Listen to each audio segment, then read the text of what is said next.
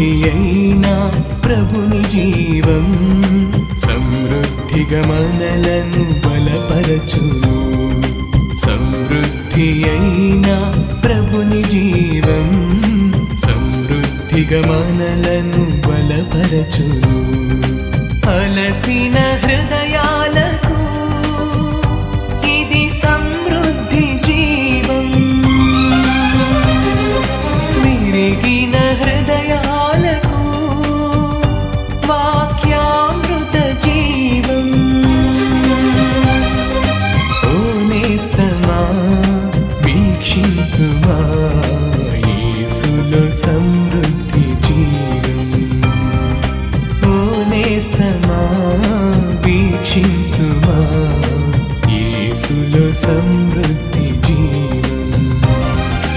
యేసులో సమృద్ధి జీవం. యేసులో సమృద్ధి జీవం. యేసులో సమృద్ధి జీవం. యేసులో సమృద్ధి జీవం. సమృద్ధి జీవం. సమృద్ధి జీవం. సమృద్ధి జీవం. సమృద్ధి జీవం.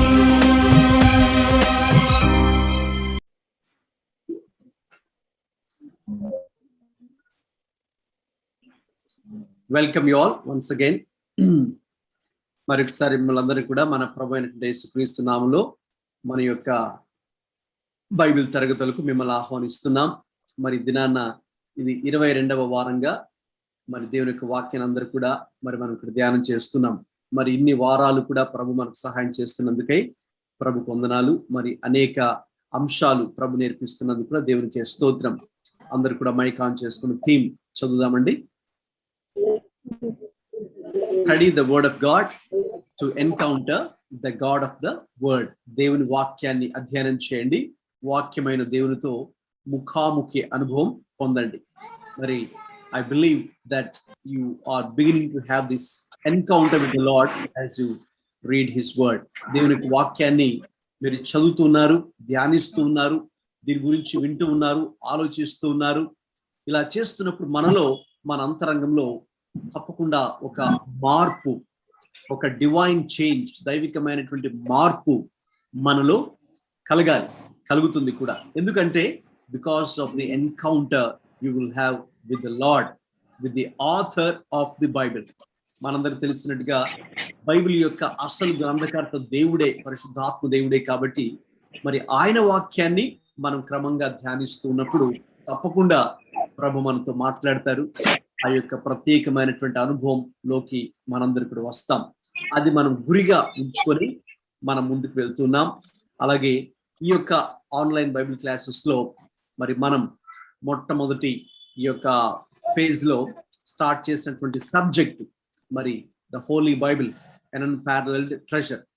అసమానమైన గొప్ప ధననిధి అయిన, లేక ధననిధి కంటే విలువైనటువంటి పరిశుద్ధ గ్రంథం యొక్క విలువ, పరిశుద్ధ గ్రంథం యొక్క ప్రాముఖ్యత, పరిశుద్ధ గ్రంథం యొక్క అద్వితీయత, లేక పరిశుద్ధ గ్రంథాన్ని ఎలా అర్థం చేసుకోవాలి, ఎలా వ్యాఖ్యానించాలి, ఎలా అన్వయించుకోవాలి, దీని యొక్క ఏ రీతిగా మరి విశ్వాసులుగా లేక దేవుని సేవకులుగా మరి దేవుని యొక్క వాక్యాన్ని ఇందులో ఉన్నటువంటి how do you get maximum out of it, ఇందులో ఉన్నటువంటి ఈ పరిశుద్ధ గ్రంథంలో ఉన్నటువంటి 66 పుస్తకాలు కూడా ఏ రీతిగా మనం దీని యొక్క విషయాలన్నీ కూడా సంగతులన్నీ గ్రహించాలో మరి ఇందులో మరి మనం నేర్చుకుంటూ ఉన్నాం. మరి ఇది వరకే మరి అనేక ఏప్రిల్ 1వ తారీఖున ప్రారంభించినటువంటి మన యొక్క ఆన్లైన్ ఈ యొక్క టీచింగ్ సెషన్స్ లో ఈ స్లైడ్ మీద మీరు చూస్తున్నటువంటి యొక్క అంశాలన్నీ కూడా మరి మనం స్టడీ చేశాం, డిస్కస్ చేశాం. మరి మొదటి నుంచి అటెండ్ అవుతున్న వారికి ఇక్కడ మనం ఏ అంశాలు నేను ఇక్కడ మీకు టీచ్ చేస్తూ ఉన్నాను, మనం డిస్కస్ చేస్తున్నామో మీకు తెలుసు. అలాగే ప్రతి సెషన్ కూడా రికార్డ్ చేస్తూ వాటిని తర్వాత మీకు వాటిని అప్లోడ్ చేస్తూ యూట్యూబ్ ఛానల్లో ఆ లింక్స్ కూడా మీకు పంపించడం జరుగుతుంది. మరి ఒకవేళ ఎవరైనా ఈ సెషన్స్ లో ఏవైనా మిస్ అయి ఉన్నట్లయితే దయచేసి go back to that link and me free టైంలో దయచేసి అవన్నీ కూడా మీరు చూడండి. ఒక పరిశుద్ధ గ్రంథము, నోట్బుక్, పెన్ దగ్గర ఉంచుకొని కాన్సన్ట్రేటెడ్ గా మీకు ఫ్రీ టైంలో బిగినింగ్ నుంచి చివరి దాకా చూడాలండి. ఏదో అక్కడ కొంచెం కాకుండా, ఎందుకంటే అది మనం మిస్ అవుతాం కాబట్టి దయచేసి అది మీరు చూడండి. రైట్, గత వారంన మరి మనం ఈ యొక్క 21st టీచింగ్ సెషన్ లో మనం యాక్చువల్గా స్పెషల్ రూల్స్ ఆఫ్ ఇంటర్ప్రిటేషన్, మరి సిస్టమాటిక్ బైబిల్ స్టడీలో మరి 3 మెట్లు ఉన్నాయని చెప్పుకున్నాం. ఆ యొక్క 3 మెట్లు కూడా మరి ఫస్ట్ది అబ్జర్వేషన్, సెకండ్ది ఇంటర్ప్రిటేషన్, మూడవది అప్లికేషన్, పరిశీలన, అలాగే వ్యాఖ్యానించుట, మూడవదేమో మరి అన్వయించుకొనుట. అవి 3 కూడా సిస్టమాటిక్ బైబిల్ స్టడీకి they are the steps for the systematic Bible study. కాబట్టి అవి 3 చాలా చాలా ప్రాముఖ్యమైనవి. అందులో భాగంగా మనం అబ్జర్వేషన్ ఫస్ట్ స్టెప్ అనేది కంప్లీట్ చేశాం. రెండవది మరి ఇంటర్ప్రిటేషన్, అందులో భాగంగా మరి 6 జనరల్ రూల్స్ కింద స్టడీ చేశాం. అలాగే 8 స్పెషల్ రూల్స్ కింద స్టడీ చేశాం. 6 సాధారణ నియమాలు, 8 ప్రత్యేకమైనటువంటి నియమాలు లేక సూత్రాలు. సో మొత్తం కలిపితే 14, 8 + 6, ఆ 14 రూల్స్ ఆఫ్ ఇంటర్ప్రిటేషన్ అవి మన ముందు ఉంచుకొని మరి ఏ రీతిగా ఒక వాక్య భాగాన్ని మనం చదువుతున్నప్పుడు, ఒక అధ్యాయాన్ని కానీ, ఒక వచనాన్ని కానీ, ఒక విభాగాన్ని కానీ, for example 5 divisions in the old testament, అలాగే 5 divisions in the New testament. So ఒక్కొక్క డివిజన్ మరి ఒక్కొక్క విధానంలో అది వ్రాయబడింది కాబట్టి మరి దాన్ని ఎలా మనము సరైన రీతిలో అర్థం చేసుకోవాలి అనే విషయాల గురించి ఇంతవరకు కూడా స్టడీ చేసాం. లాస్ట్ క్లాస్లో మరి మనం ఆ స్పెషల్ రూల్లో ఉన్నటువంటి 8వది use of the Old Testament in the New Testament, మరి క్రొత్త నిబంధనలో పాత నిబంధనను గురించిన ప్రస్తావన ఎందుకు ప్రస్తావించబడింది, ఏ అంశాలు ప్రస్తావించబడ్డాయి, దానిని మరి ఆ గ్రంథకర్తలు ఎవరికైతే రాశారో అప్పటి కాలంలో దాన్ని ఏ రీతిగా వారు అన్వయించుకోవడం జరిగింది, ప్రస్తుతం మరి సార్వత్రిక సంఘానికి, యూనివర్సల్ చర్చ్ కి మనకు ఏ రీతిగా ఉపయోగకరంగా ఉంది, లేదంటే ఈ 2 కూడా పాత నిబంధన మరియు క్రొత్త నిబంధన 2 కలిపితే మనకు పరిశుద్ధ గ్రంథం కాబట్టి ఈ 2 ఎంత విలువైనవి, ఎంత ప్రశస్తమైనవి, ఎంత ప్రాముఖ్యమైనవి కూడా. ఎందుకంటే కొంతమంది మరి నిర్లక్ష్యం చేస్తూ ఉంటారు. అంటే పాత నిబంధన మనకు ఇప్పుడు అవసరం లేదులే, ఏదో ఈ చిన్న బైబిల్ పట్టుకొని తిరిగితే చాలు, లేక ఇందులో తక్కువ పుస్తకాలు ఉన్నాయి, ఇవి చదివితే చాలు, మరి యేసు ప్రభు దాన్ని కొట్టివేయడానికి వచ్చాడు అని తప్పుగా అపార్థం చేసుకుంటుంటారు. ప్రభు అన్నారు, నేను పాత నిబంధన లేక ధర్మశాస్త్రాన్ని కొట్టివేయటకు రాలేదు, కానీ నేను దానిని నెరవేర్చుటకే వచ్చాను అని చెప్పారు. ఆ విషయానికి వస్తే యేసు ప్రభు కాలంలో బైబిల్ ఏంటండి? యేసు ప్రభు ఉపయోగించిన బైబిల్ ఏంటి? ధర్మశాస్త్రం. That means simply old testament కదండి, పాత నిబంధన. సో పాత నిబంధన మరి ఆయన వాడుకు చొప్పున ఆయన చదివేవారు, సమాజ మందిరంలో దానిని వారు చర్చించుకునేవారు.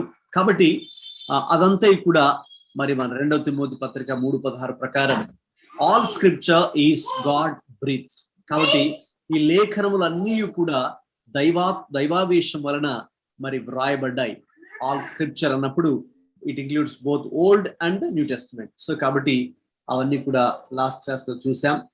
ఇక లాస్ట్ క్లాస్ లో మనం ముగించుకునేటప్పుడు ఇక 3rd మెయిన్ స్టెప్ లో కూడా ఎంటర్ అయిపోయాం. 3rd మెయిన్ స్టెప్ ఏంటండి?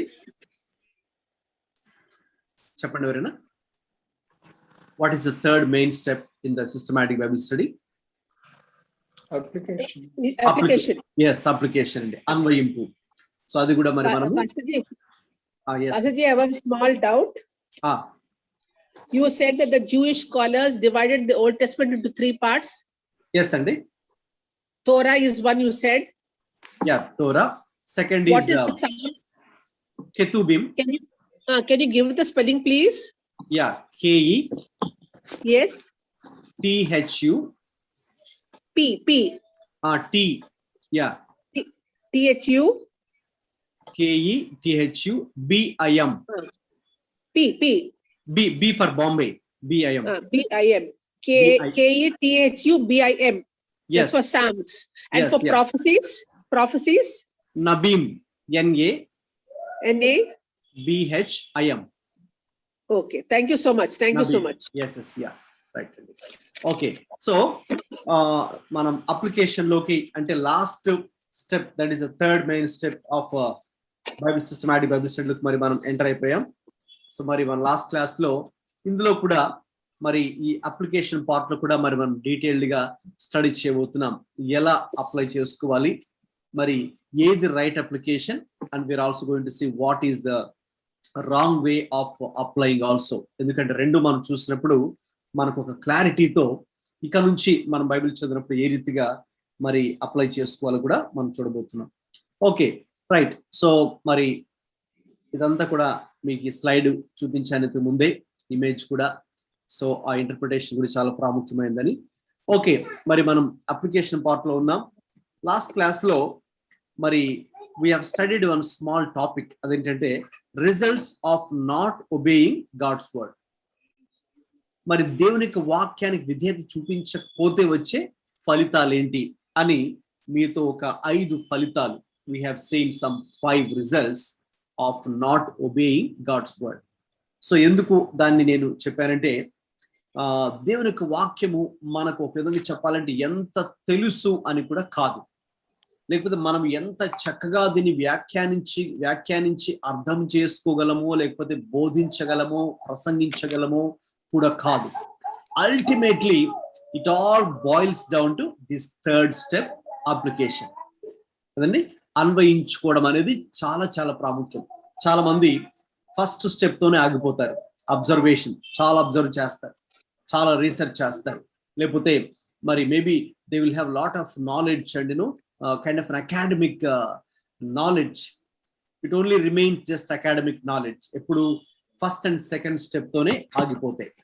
First step observation, second step interpretation. So అక్కడితో చాలా మంది ఆగిపోయి ఇంకా మాకు తెలుసులే అని మరి అనుకొని ఉండిపోతారు. అది ఒక విధంగా చెప్పాలంటే మరి అటువంటి మోసంలో కూడా చాలా మంది ఉంటూ ఉంటారు. అందుకే యాకోబు, మీకు లాస్ట్ క్లాస్ లో యాకోబు రాసిన పత్రిక జేమ్స్ చాప్టర్ 1:22-25 లో మనం చదువుకొని, మరి కేవలము వాక్యమును విని లేక అబ్జర్వ్ చేసి లేక ఇంటర్ప్రెట్ చేసి అలాగే ఉన్నట్లయితే మరి ఆయన ఒక మాట, ఒక స్ట్రాంగ్ వర్డ్ యూజ్ చేస్తారు. అదేంటంటే you are going to deceive yourself, right? You will not be deceiving either pastor or God, but you will be deceiving yourself. ఎందుకంటే వాక్యాన్ని కేవలం వినువారు మాత్రముగా, లేకపోతే దాన్ని పరిశీలించేవారు మాత్రముగా, లేకపోతే దాన్ని వ్యాఖ్యానించేవారుగా మాత్రంగా ఉంటే, దాని ప్రకారంగా నడుచుకోకపోతే, ఓకే, దాని ప్రకారంగా మనం నడుచుకోకపోతే, అంటే వాక్యాన్ని మన జీవితాలకి అన్వయించుకోకపోతే మరి దానివల్ల ప్రయోజనం లేదు. సో అందుకే మరి చాలా మందికి వాక్యం తెలుసు. ఉదయం చెప్పాలంటే సాతాను కూడా వాక్యం తెలుసు అండి, తెలీదా? చెప్పండి. తెలుసండి. వాడు కూడా ఇంటర్ప్రిటేషన్ చేయగలడా, చేయలేడా? చేయగలడు. ఎందుకంటే మనకు బెస్ట్ ఎగ్జాంపుల్ మరి యేసుక్రీస్తు ప్రభువారిని శోధించినప్పుడు కదండి. సో వాడు కూడా లేఖనాన్ని బయటకు తీసి మరి వాక్యంలో ఇలా వ్రాయబడింది కదా అని కీర్తన 91లో, అంటే పైనుంచి కింద దూకితే దూతలు చెత్తి పట్టుకుంటారు అనే వాక్యాన్ని ఒక రెఫరెన్స్ వాడు కూడా తీసి, ఎందుకంటే యేసు ప్రభువారు 3 రెఫరెన్స్లు బయటకు తీసి ద్వితీయోపదేశకాండంలో నుంచి ఆ 3 శోధనలు జయించడానికి ఉపయోగిస్తూ ఉంటే వాడు కూడా లేఖనాన్ని ఉపయోగించాడు, but in a wrong way. His motive was wrong అని మీకు చివరి క్లాస్ ఒకసారి కూడా చెప్పడం జరిగింది. సో కాబట్టి Satan knows God or God's word. అందుకే he knows God, he fears God also అని ఉంది. వాడు దేవుని భయపడతాడండి. దేవుడు అంటే భయం ఉందండి. అవును, మేబీ చాలా మంది క్రైస్తవులు దేవుడి భయం భక్తి ఉండకపోవచ్చాం, కానీ సాతాను మాత్రం భయం ఉందండి. యాకోబు పత్రికలో ఉంటుంది. So Satan knows God, Satan knows God's word and he fears also God. But ultimate గా చూడండి ఎక్కడ మరి తేడా డిఫరెన్స్ ఉందంటే, ఇట్ డజంట్ అప్లై. సో ఆ థర్డ్ స్టెప్ అనేది వాడికి జరగదు, అప్లికేషన్ అనేది వాడికి అప్లై చేసుకోడు. సో కాబట్టి అందుకే మనం ఈ థర్డ్ స్టెప్ వచ్చిన మనం, it's a very very crucial point. చెప్పాలంటే ది హార్డెస్ట్ థింగ్ అని కూడా చెప్పొచ్చేమో, చాలా కష్టమైన పని కూడా అని చెప్పొచ్చు. ఎందుకంటే వాక్యం చదవడము, లేకపోతే దాన్ని అర్థం చేసుకోవడం, లేకపోతే దాన్ని ఇంటర్ప్రిటేషన్ చేయడం, లేక ఈవెన్ ప్రీచింగ్ చేయడం, టీచింగ్ చేయడం కూడా, ఇవన్నీ కూడా సులువు అని చెప్పొచ్చేమో. ఏది కష్టమైన పని అంటే మనకు తెలిసిన దానిని, లేక మనం చదివినటువంటి సత్యాలను, మనం గ్రహించినటువంటి విషయాలను మన జీవితాలకి అన్వయించుకుంటూ మన అనుదిన జీవితంలో ప్రాక్టీస్ చేయడం అనేదే మనకు కష్టమైనటువంటి పని, right? So practising. Okay, when you think of Jesus, యేసుక్రీస్తు ప్రభువారి విషయానికి వస్తే గమనించండి, ఆ రోజుల్లో కూడా చాలా మంది శాస్త్రులు, పరిసయ్యులు, యూదుల్లో టీచర్స్ ఆఫ్ ద లా, ధర్మశాస్త్ర ఉపదేశకులు చాలా మంది ఉన్నారు. చాలా వండర్ఫుల్ గా, చాలా అద్భుతంగా వాళ్ళు బోధించగలరు, ఉపన్యసించగలరు, ప్రసంగించగలరు. వాళ్ళకి వాక్ చాతుర్యం ఉంది, ఆరేటరీ స్కిల్స్ అంటారు, రైట్? సో కొంతమందికి they are gifted with the oratory skills. So అంటే చాలా చక్కగా వాళ్ళు మరి నలుగురిలో, మరి పబ్లిక్ లో మాట్లాడగలరు. క్రౌడ్ ని, they are called crowd pullers, crowd ని ఆకట్టుకోగలరు వాళ్ళకున్నటువంటి ఆ యొక్క వాక్ చాతుర్యాన్ని బట్టి, రైట్? ఆ రోజుల్లో కూడా శాస్త్రులు, పరిసయ్యులు, ధర్మశాస్త్ర ఉపదేశకులు కూడా మరి ఆ రీతిగా మరి తమకున్నటువంటి వాక్ చాతుర్యముతో, ఆ ఆరేటరీ స్కిల్స్ తో మరి చాలా విషయాలు మాట్లాడేవారు, బోధించేవారు. మరి యేసు ప్రభువారు కూడా బోధించేవారు. ఆయన కూడా బోధ కూడా ఎక్కువ శాతం ఆయన చెప్పాలంటే ఎక్కువ బోధనే చేశారు. యేసు ప్రభువారి జీవితంలో ఎక్కువ శాతం ఆయన మరి టీచింగ్ చేసినట్టుగానే మరి మనం వాక్యంలో చూస్తూ ఉన్నాం. అందుకే ఆయన్ని బోధకుడు అన్నారు, మంచి బోధకుడు అన్నారు. అయితే ఇక్కడ మీకు ఒక చిన్న డిఫరెన్స్ మీకు చూపిస్తాను. ఆ రోజుల్లో శాస్త్రులు, పరిసయ్యులు, సద్దూకైలు, ధర్మశాస్త్ర ఉపదేశకులు మరి చాలా అద్భుతంగా మాట్లాడగలిగిన వారు, వాక్ చాతుర్యం ఉన్నవాళ్ళు, జ్ఞానం ఉన్నవారు, రైట్? వాళ్ళు మాట్లాడారు, యేసు ప్రభువారు మాట్లాడారు, అంటే ఆయన కూడా బోధించారు. అయితే మరి చూడండి తేడా, యేసు ప్రభువారు బోధించిన తర్వాత ప్రజల స్పందన ఏ రీతిగా ఉందో ఒకసారి let us turn our Bibles to Matthew chapter 7 last verse. మత్తయి సువార్త 7వ అధ్యాయం, 7th chapter 7వ అధ్యాయము 28-29 వచనాలండి. మీ దగ్గర బైబిల్స్ ఉంటే దయచేసి త్వరగా ఓపెన్ చేసి చదవండి. మత్తయి సువార్త 7వ అధ్యాయము 28-29. Matthew chapter 7 28-29. It's not there on the slide. మీరు కావాలనుకుంటే నోట్ చేసుకో, స్లైడ్ మీద లేదు.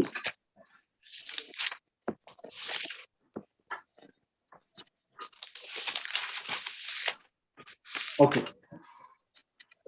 తీసారండి ఎవరైనా? తీస్తే చదవండి. Matthew 7. Matthew 7 28 and 29. Okay. Matthew 7 28 and 29. And when Jesus finished these sayings, the crowds were astonished at his teaching, for he was teaching them as one who had authority and not as their scribes. Right. What was the response of the people after Jesus taught? Astonishment. Yes, astonishment. చూడండి, ఇక్కడ మన తెలుగులో అయితే ఆయన బోధకు ఆశ్చర్యపడుచుండిరి. అంటే ఆయన యేసు ఈ మాటలు చెప్పి ముగించినప్పుడు, ఏ మాటలు అంటే ఆ బ్యాక్గ్రౌండ్ లోకి మీరు వెళ్ళాలంటే 3 అధ్యాయాలకు వెనక్కి వెళ్ళాలి. Matthew chapter 5, 6, 7, right? మత్తయి సువార్త 5, 6, 7 Sermon on the Mount, కొండ మీద ప్రసంగం, పర్వత ప్రసంగం, మత్తయి సువార్త 5, 6, 7. సో ఆ 3 అధ్యాయాల్లో కూడా యేసు ప్రభువు అనేక విషయాలు బోధించారు. బోధించి ఇంకా చెప్పి ముగించిన తర్వాత జన సమూహములు ఆయన బోధకు ఆశ్చర్యపడుచుండిరి. అస్టానిష్డ్. ఎందుకు ఆశ్చర్యపడుచున్నారంటే రీజన్ కూడా నెక్స్ట్ వర్స్ లోనే ఉందండి. ఏలయనగా ఆయన వారి శాస్త్రుల వలె కాక అధికారము గల వాని వలె వారికి బోధించెను. అధికారము గల వాని వలె యేసు ప్రభువారు బోధించారంట. అంటే ఏంటి డిఫరెన్స్ ఏంటి? ఆ రోజుల్లో ఉన్నటువంటి శాస్త్రులు బోధించారు, వాళ్ళు కూడా ఎన్నెన్నో విషయాలు మాట్లాడారు, యేసు ప్రభువారు కూడా బోధించారు. తేడా ఏంటంటే యేసు ప్రభువారు అధికారము గల వాని వలె బోధించారు. అధికారం గల వాని వలె బోధించడం అంటే అర్థం ఏంటంటే, అంటే ఏదో గట్టిగా కేకలేసుకుంటూ మరి బల్ల గుద్ది చెప్పడము కాదు. అధికారం గల వాని వలె, లేదంటే వాళ్ళని తిడుతూ, లేకపోతే వాళ్ళ మీద అథారిటీని ఎక్సర్సైజ్ చేస్తూ మరి కాదు. ఆల్దో జీసస్ డిడ్, టెంపుల్ దేవాలయంలోకి ప్రవేశించినప్పుడు మరి బల్లలన్నీ కూడా కింద పడేసి, రూకలు మార్చి వారి బల్లలు కింద పడి గద్దించి వాళ్ళని గట్టిగా కఠినంగా మరి వాళ్ళని తిట్టడం మనం చూస్తున్నాం. యేసు ప్రభువు కోపడి దేవుని ఆలయాన్ని మీరు దొంగల గుహగాను వ్యాపార ప్రియులుగాను చేశారు కదా అని ఆయన, although he used exercise in a different way, okay, to show like the reverence for God. అయితే ఇక్కడ ఈ సందర్భంలో అంటే ఆయన బోధించిన విషయానికి వస్తే అధికారం గల వాని వలె ఆయన బోధించాడు అంటే వాళ్ళని ఎప్పుడు వాళ్ళని తిడుతూనో లేకపోతే వాళ్ళ మీద అధికారం మరి ఈయన డామినేట్ చేస్తూ ఆ టైప్ లో కాదు అధికారం కలవాని వల్ల. ఎందుకంటే జనరల్ గా మనం అథారిటీస్ చూసినప్పుడు they exercise authority physically and వాళ్ళు తిట్టడం కానీ అరవడం కానీ వీలైతే చేయి చేసుకోవడం కొట్టడం కూడా మరి మనం చూస్తూ ఉంటాం బయట సెక్యులర్ ఫీల్డ్ లో. So authorities using there authority, okay, through their words and deeds. But where when it comes to Jesus, ఆయన అధికారాన్ని ఎలా ఎక్సర్సైజ్ చేశారంటే చూడండి, దీనికి మనకి తెలియాలంటే యాక్ట్స్ 1:1 అపోస్తుల కార్యాలు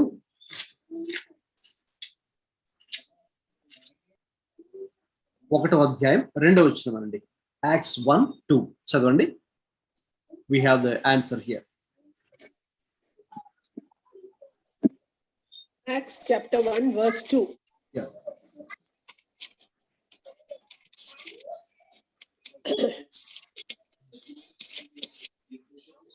Until the day when he was taken up, after he had given commands to the Holy Spirit to the apostles whom he had chosen. Yes, Jesus both to do and to teach. ఆయన చేయుటకును బోధించుటకును అనే 2 words ని underline చేయండి మీ బైబిల్లో. Okay, begin to do and to teach. To do and to teach. To do and to teach. చేయుటకును బోధించుటకును, చేయుటకును బోధించుటకును. Okay, so what is the message we are getting there out of that verse? యేసు ప్రభువారు ఏదైతే చేశారో అదే చెప్పారు, ఏదైతే చెప్పారో అదే చేశారు. Right? So he practiced what he preached. He preached what he practiced, the vice versa, other way. ఓకేనండి? అంటే ఏదైతే ఆయన తన అనుదిన జీవితంలో చేస్తూ ఉన్నారో దాన్నే చెప్పారు, ఏదైతే చెప్పారో దాన్నే ఆయన చేసి చూపించి పాటించారు. అంతేకాని ఆయన చెయ్యని దానిని ఆయన చెప్పలేదు. ఒకవేళ చెబితే అది వేషధారణ, హిపోక్రసీ అవుతుంది. రైట్? అంటే మనం చేయట్లేదు, వేరే వాళ్ళకి చేయమని చెప్తున్నాం. ఆ రోజుల్లో you see what is the difference between Jesus and the Pharisees and teachers of the law. ఇప్పుడు మీరు ఆన్సర్ చెప్పొచ్చు. What is the main difference అండి? ఆ రోజుల్లో చెప్పండి. They never applied it to their lives. They were quick to preach but never applied it to their lives. Yes, అవునండి. So వారు బోధిస్తూ ఉన్నారు, చెప్తూ ఉన్నారు, మరి అది ఇది అని చాలా విధాలుగా చెప్తున్నారు, కానీ ఎప్పుడు కూడా వారు అది తమ జీవితాలకి అన్వయించుకోలేదు. They never practised what they preached or taught. Right? So simply they are saying, okay, మీది ఇవి నీతి సూత్రాలు, మీరు ఇలా ఉండాలి లేకపోతే అలా ఉండాలి అని అన్ని కూడా వాళ్ళు చేస్తున్నారు. అయితే ఇదంతా కూడా ఎవరు గమనిస్తూ ఉంటారంటే ప్రజలు గమనిస్తూ ఉంటారు. Right? So they are so smart. So కాబట్టి మన వర్డ్స్ లో కన్నా కూడా మన action speak louder than the words అనే ఒక సేయింగ్ ఉంది కదండి ఇంగ్లీష్ లో. సో కాబట్టి మన మాటల కంటే క్రియలు ఎక్కువగా మాట్లాడతాయి. కాబట్టి ఆ రోజుల్లో కూడా వాళ్ళు గమనించారు. అందుకే మనం మత్తయి సువార్త 7లో చదువుకున్నాం కదా, ఆ 2 చివరి వచనాల్లో. అందుకే ప్రజలు అక్కడ అది అబ్జర్వ్ చేశారు. యేసు ప్రభువు బోధించినప్పుడు చూడండి, ఆయన వారి శాస్త్రుల వలె కాక, unlike the scribes, Pharisees, Sadducees of the teachers of the law of those days. ఎందుకు? వాళ్ళకి తెలుసు వీళ్ళు చెప్తారా బాబు కానీ వీళ్ళు చేయరు. అయితే ఈయన అధికారం గల వాని వలె చెప్తున్నాడంటే ఈయన చేసేదే చెప్తున్నాడు, చెప్తుందే ఈయన చేస్తూ ఉన్నాడు. ఓకే, సింప్లీ ఎందుకు మీకు అది ఆ ఎగ్జాంపుల్ చెప్పానంటే, మనం ఈ 3rd స్టెప్ లో ఉన్నాం, అప్లికేషన్. రైట్? మన జీవితాలకి అన్వయించుకుంటాం, చాలా ప్రాముఖ్యమైనది. ఆ రోజుల్లో ఈ శాస్త్రులు, పరిసయ్యులు, సద్దూకయ్యులు, ఈ ధర్మశాస్త్ర ఉపదేశకులు సైతం, although they may be called official as the teachers of the law, they have, most of them have failed to apply the law to their lives.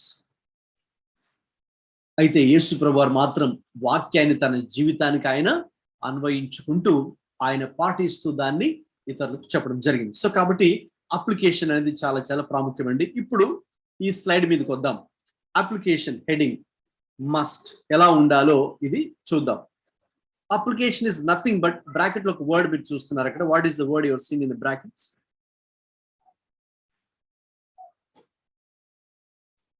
Obedience, right? Obedience. So application అంటే ఇది ఏదో కాదుగా, అన్వయించుకోవడం అంటే విధేయత చూపించడమే, simple గా చెప్పాలంటే. Okay, so ఈ అన్వయింపు ఎలా ఉండాలి లేక ఈ విధేయత ఎలా ఉండాలో చూద్దాం. ఓకే, ఎవరైనా ఫస్ట్ లైన్ చదవండి.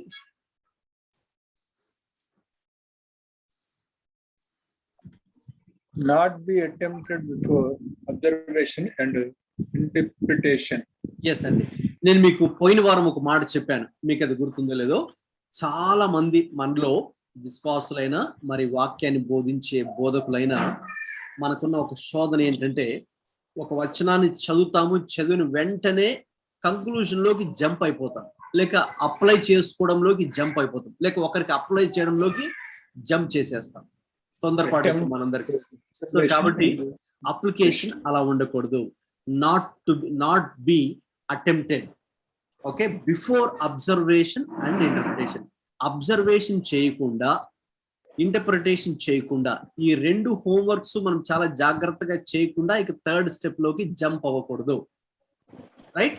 సో ఈ విషయం మీకు అర్థమవుతుంది అనుకుంటున్నాను. అందుకే మనము దాన్ని స్టెప్ బై స్టెప్ స్టడీ చేస్తున్నాం. అబ్జర్వేషన్, ఏంటి అబ్జర్వ్ చేయాలి, ఏ పాయింట్లు అబ్జర్వ్ చేయాలి, ఒక టెక్స్ట్ ని, ఒక ప్యాసేజ్ ని, ఒక చాప్టర్ ని, ఒక కాంటెక్స్ట్ ని, ఏ విషయాలు, దానికి గల పారామీటర్స్ ఏంటి, ఏది మనం దృష్టిలో ఉంచుకొని అబ్జర్వ్ చేయాలి అని మీకు గత క్లాసెస్ లో మీకు తెలుసు. అవన్నీ కూడా ప్రీవియస్ సెషన్స్ లోకి మీరు వెళ్తే ఆ అబ్జర్వేషన్ ని చాలా డీటెయిల్డ్ గా మరి మనం స్టడీ చేసాం. అలాగే సేమ్ వే లాస్ట్ వారం వరకు కూడా, అంటే 21st వీక్ వరకు కూడా మరి మనము ఇంటర్ప్రిటేషన్ కూడా మరి చాలా ఇన్డెప్త్ గా చాలా టైం తీసుకొని, రైట్, ప్రాక్టికల్ గా కొన్ని ఎక్సర్సైజ్ మీ చేత చేయిస్తూ, రైట్, అవన్నీ కూడా చాలా డీటెయిల్డ్ గా మనం ఇక్కడ కొన్ని ప్యాసేజెస్ చదువుతూ, ఓకే, వాటి ఇంటర్ప్రిటేషన్ కూడా మరి చాలా నేను చెప్పినట్టుగా 6+8 14 both general and special rules ని అప్లై చేసుకుంటూ ఇంటర్ప్రిటేషన్ చేయడం. Okay, so we have taken quite a time. తర్వాత అవి రెండు చేసిన తర్వాతే ఇప్పుడు మరి ఈ థర్డ్ స్టెప్ లోకి వచ్చామండి, అప్లికేషన్ లోకి. సో కాబట్టి మీరు చదివినటువంటి ఆ ఫస్ట్ పాయింట్ ఏంటంటే, మీరు ప్రాపర్ గా సరైన విధానంలో పరిశీలించకుండా, సరైన విధానంలో మీరు వ్యాఖ్యానించకుండా, లేక అవగాహన చేసుకోకుండా వెంటనే అప్లికేషన్ లోకి వెళ్ళిపోకండి. దాన్ని మీరు అప్లై చేయకండి, మీకైనా ఇంకొకరికి ఎవరికైనా. సో కాబట్టి మనకున్నటువంటి శోధన అది. మెయిన్లీ ప్రీచర్స్, పాస్టర్స్ వెంటనే ఏదైనా మనం చదవగానే వెంటనే దాన్ని ఇంకా నెక్స్ట్ ప్రసంగంలో దాన్ని మనం చెప్పేసేయాలి, లేకపోతే ఇంకొకరికి చేసేయాలని మనం వెంటనే చేస్తాం. సో సింపుల్ థింగ్ ఏంటంటే, first do the homework properly. అదండి, మీరైనా నేనైనా ఎవరైనా కూడా ఫస్ట్ ఏదైనా మనం దాని గురించి ఒక థరో హోంవర్క్, రైట్, సో దాన్ని చక్కగా చేయాలి. గవర్నమెంట్ వాళ్ళు కూడా ఏదైనా కొత్తగా చేయాలనుకుంటే దాన్ని స్టడీ మీద ఒక కమిటీని కూడా వేస్తారు కదండి, ఒక అధ్యయనం చేయండి. ఓకే, కొంత మీ కమిటీని ఏర్పాటు చేస్తున్నాం. మీరు ఆ విషయం మీద బాగా స్టడీ చేసి మీరు ఒక రిపోర్ట్ తయారు చేసి మాకు ఇవ్వండి. ఆ రిపోర్ట్ బట్టి మేము డెసిషన్ తీసుకుంటాం ఇది ఏది ఎలా ఇంప్లిమెంట్ చేయాలని, రైట్? సో కాబట్టి అది చాలా ఇంపార్టెంట్. అప్లికేషన్ ఇంప్లిమెంట్ చేయడంలోకి వెళ్ళడానికంటే ముందుగా అబ్జర్వేషన్, ఇంటర్ప్రిటేషన్ స్టడీ చాలా ఇంపార్టెంట్, రైట్? సో మరి బయట సెక్యులర్ ఫీల్డ్ లోనే గవర్నమెంట్ వాళ్ళే అంత మరి ఆ స్టడీ మీద ఫోకస్ చేస్తున్నప్పుడు, so when it comes to God's word అది కూడా ఇంపార్టెంట్, రైట్? సో మనం దీనికి అవసరం లేదులే అనుకోవడానికి లేదు. ఎలా పడితే అలాగే మనం చెప్పేయచ్చు, లేకపోతే అలా అనుకోవచ్చు. No no no, when they are taking time కదండి. సెక్యులర్ ఫీల్డ్ లో ఉన్న వాళ్ళే మరి దాన్ని, ఒక అంశాన్ని డీటెయిల్డ్ గా మరి స్టడీ చేసి, అధ్యయనం చేసి, అందరినీ కలిసి ఒక మీటింగ్లు ఏర్పాటు చేసి, అందరు ఒపీనియన్స్ తీసుకొని, రైట్, ఎక్స్పర్ట్స్, మేధావుల ఆలోచనలు, సలహాలు తీసుకొని, రైట్, సో నెక్స్ట్ ఒక ప్రాజెక్ట్ ఏదైనా ఇంప్లిమెంట్ చేయాలంటే అంత టైం తీసుకొని అబ్జర్వేషన్ అవన్నీ చేస్తారు. సో సేమ్ వే మనం ఇంకా ఎక్కువ, so we need to take time. So కాబట్టి అందుకే ఏంటంటే మరి ఈ రోజుల్లో మరి చాలా మందికి టైం లేదు, అంతా కూడా ఇన్స్టెంట్ గా రావాలి, ఇన్స్టెంట్ ఫుడ్ లాగా, ఫాస్ట్ ఫుడ్ లాగా మరి అయిపోవాలి అనే ఆలోచనలు అనే ధోరణులు మరి చాలా మంది ఉన్నారు. కాబట్టి that is why they don't spend time in the word of God. So కాబట్టి దేవుడి వాక్యంతో మరి అంత వారి సమయాన్ని గడపరు. కాబట్టి మరి మనకు so many like wrong interpretations కానీ రాంగ్ టీచింగ్స్ కానీ ఓకేనండి. ఆ క్వాలిటీ వర్డ్ అనేది మనకు ఎక్కడ కూడా చాలా తక్కువ శాతమే ఆ సరైన రీతిలో వాక్యం అనేది బోధించబడుతుంది. ఉండడానికైతే చాలా స్థలాల్లో మరి విస్తారంగా మీటింగ్స్ అనేటి లేకపోతే అది ఇది జరుగుతున్నాయి. బట్ అవన్నీ కూడా మీరు ఇవాల్యుయేట్ చేస్తే వాక్య వెలుగులో, అంటే వాళ్ళని జడ్జ్ చేసేటట్టుగా కాదు అని చెప్పేది, వాక్య వెలుగులో మరి ఆ వ్యక్తిని కాకుండా ఆ బోధను గనక మనం ఇవాల్యుయేట్ చేస్తే అసలు ఎంత మట్టుకు అది వాక్యానుసారంగా ఉంది, ఎంత మట్టుకు అది వాక్యానుసారంగా లేదు, వాక్యానికి విరుద్ధంగా ఉన్న విషయాలు ఎన్ని వెళ్తున్నాయి బయటికి ప్రజల్లోకి. సో మరి బోధకులే మరి సమయం తీసుకోకుండా అలా చెబితే ఇంకా ఆర్డినరీ బిలీవర్స్, సాధారణ విశ్వాసులు మరి వాళ్ళకంత అవగాహన ఉండదు. కాబట్టి వాళ్ళు ఇంక ఈజీగా అయ్యగారు ఇది చెప్తున్నారు, ఇది చెప్పారంట కాబట్టి మేము ఇది తీసుకుంటాం, ఇది నమ్ముతాం, ఇది ఫాలో అయిపోతాం అని ఉంటుంది. So that's where the problem lies. అక్కడ ప్రాబ్లం ఉందన్నమాట. ఓకే, సో కాబట్టి ప్రాపర్ గా మనము ఆ ఫస్ట్ స్టెప్ అయినటువంటి అబ్జర్వేషన్, సెకండ్ స్టెప్ అయినటువంటి ఇంటర్ప్రిటేషన్ ఇది బాగా మరి మనము చేయాలి. నెక్స్ట్ రెండవది ఏంటంటే అక్కడ మీరు స్లైడ్ మీద చూస్తున్నారు కదా, be a decision not an emotion. ఓకేనండి. చాలా సార్లు మన క్రైస్తవ మీటింగ్స్ లో కూడా జరిగేది ఇదేనండి. సంఘాల్లో కానీ బయట మనకు సువార్త కూడికలు పెట్టినా కూడా ఓకేనండి, చివరిలో ఏదైనా మనము ఆర్డర్ కాల్ ఇచ్చినా కూడా చాలా మంది ఈ ఈవెన్ ప్రీచింగ్స్ అని కూడా ఎలా అయిపోతున్నాయంటే ఇమోషన్స్ ఎక్కువ అయిపోతున్నాయి కదండి. మీరు అబ్జర్వ్ చేశారా? ఇమోషనలిజం అంటే ఇమోషన్స్ రాంగ్ అని కాదు, ఎందుకంటే మన మనుషులు కాబట్టి మనుషులు అనక మనలో ఇమోషన్స్ అన్ని కూడా ఉంటాయి, అవి ఆపరేట్ అవుతాయి, అవన్నీ పెట్టింది కూడా దేవుడే. అయితే అవన్నీ రైట్ వేలో, ఒక ప్రాపర్ వేలో దేవుడు మనకి ఇచ్చిన ఇమోషన్స్ అన్ని కూడా రైట్ వేలో, గాడ్లీ వేలో ఛానల్ అవ్వాలి. ఎందుకంటే ఇదే గాడ్ గివెన్ ఇమోషన్స్ ని సాతాను కూడా తీసుకొని వాడు చేసేది అంతే కదండి. సాతాను ఎప్పుడు కూడా వాడు కొత్తవి క్రియేట్ చేయలేడు, డూప్లికేట్ వాడు క్రియేట్ చేయగలడు. సో దేవుడు క్రియేట్ చేసిన దాన్నే వాడు తీసుకొని డూప్లికేట్ చేసి దాన్ని రాంగ్ వేలో ఎప్పుడు కూడా వాడు దాన్ని చేస్తాడు. సో ఇక్కడ ఫర్ ఎగ్జాంపుల్ ఇమోషన్స్ కనుక తీసుకుంటే, సో ఆ ఇమోషన్స్ లో వాడు ఏంటంటే మనుషుల్ని అలాగ డైవర్ట్ చేసి ఏదో కొంతకాలం అక్కడ ఉన్నంతసేపే ఆ భావోద్రేకాలు, అక్కడ ఉన్నంతసేపే దేవుణ్ణి ఆరాధించాలని, ఇంకా తర్వాత వాళ్ళు ఆరాధించరు. అక్కడ ఉన్నంతసేపే ఏదో ఇది చదవాలను లేకపోతే ఇంకోటి ఇది చేసేయాలని ఉంటుంది, తర్వాత ఇంకా ఏముండదు, మళ్ళీ చెప్పబడిపోతారు, ఏముండదు అనమాట. సో అంటే వాస్తవంగా వారి జీవితాల్లో, అనుదిన జీవితంలో మరి ప్రార్థన కానీ, వాక్య ధ్యానం కానీ, లేక ప్రభు కొరకు జీవించే విషయంలో కానీ, లేక నలుగురికి సువార్త చెప్పే విషయంలో కానీ అవి చాలా తక్కువగా ఉంటాయండి. అంత ఇమోషన్స్ అనేవి ఎక్కువగా ఉంటాయి. సో అలా ఉండడం బట్టి ఏమవుతుందంటే వాస్తవంగా దేవుని యొక్క వాక్యాన్ని తమ జీవితంలోకి అప్లై చేసుకోవడం విషయంలో వాళ్ళు ఎక్కువ శాతం ఫెయిల్ అవుతూ ఉంటారు. ఏదో అప్పటికప్పుడు ఒక ప్రసంగం వినగానే అబ్బా చాలా బాగుందనో, లేకపోతే అప్పటికప్పుడు ఇంకా ఎమోషనల్ గా ఫీల్ అయిపోయి ఇంకా నేను కూడా ఇలాగ ఉండిపోవాలి, ఇలా చేయాలి, అది చేయాలి, ఇది చేయాలని అని అప్పటికప్పుడు ఎమోషన్స్, మరి వాళ్ళని మీరు తర్వాత కొద్ది రోజుల తర్వాత కలుసుకుంటే మరి వాళ్ళలో ఎటువంటి ఆత్మీయత కూడా మీరు చూడరు. అది వాస్తవం, రియాలిటీ అండి, రియాలిటీ. మనం గనక కొంత టైం తీసుకొని ఇవాల్యుయేట్ చేసి జరుగుతున్న పరిస్థితులను, లేక విశ్వాసుల ఆత్మీయ వాస్తవ పరిస్థితి అనేది కనుక మనం తీసుకుంటే అది ట్రూ. సో కాబట్టి మనం ఏం చేయాలంటే మనం వాక్యాన్ని చదువుతున్నప్పుడైనా మనం ఇమోషనల్ గా ఫీల్ అవ్వకుండా, అంటే although emotions can be involved, that is not a wrong way, but ultimate గా అది రైట్ డెసిషన్ లోకి రావాలి. Be a decision not an emotion. ఓకేనండి. అది ఒక వ్యక్తి అది ఆలోచన విధానంలో మరి కాన్షియస్ గా, అంటే తను తీసుకుంటున్న నిర్ణయం ఏదో ఇమోషనల్ గా ఫీల్ అయిపోయి తీసుకున్న నిర్ణయం కాకుండా అది నిజంగా మరి ప్రభు నాతో మాట్లాడారు, లేకపోతే నేను ఇలా జీవించబోతున్నాను, లేక ఈ యొక్క అలవాటు మరి నేను మానుకోబోతున్నాను, లేకపోతే నేను నా ప్రవర్తన ఇలా మార్చుకోబోతున్నాను, లేకపోతే ఈ రోజు నుండి నేను మాట్లాడే విధానం, నా మాట తీరు ఇలాగా మార్చుకోబోతున్నాను అని తను యథార్థంగానే ఆ నిర్ణయం తీసుకునేదిగా ఉండాలి. అంతేగాని అప్పటికప్పుడు క్షణిక మాత్రంగా ఏదో ఇమోషనల్ ఫీల్ అయిపోయి తీసుకుని తర్వాత దాన్ని మర్చిపోయి ఇది కాదు. అందుకే అప్లికేషన్ అంటే వాక్యాన్ని అన్వయించుకుంటా అనేది చాలా ప్రాముఖ్యమైన విషయం. ఓకే, ఇక నెక్స్ట్ పాయింట్ కనుక మనం అక్కడ చూస్తే స్లైడ్ మీద ఉన్నది, application must take place over an appropriate period of time.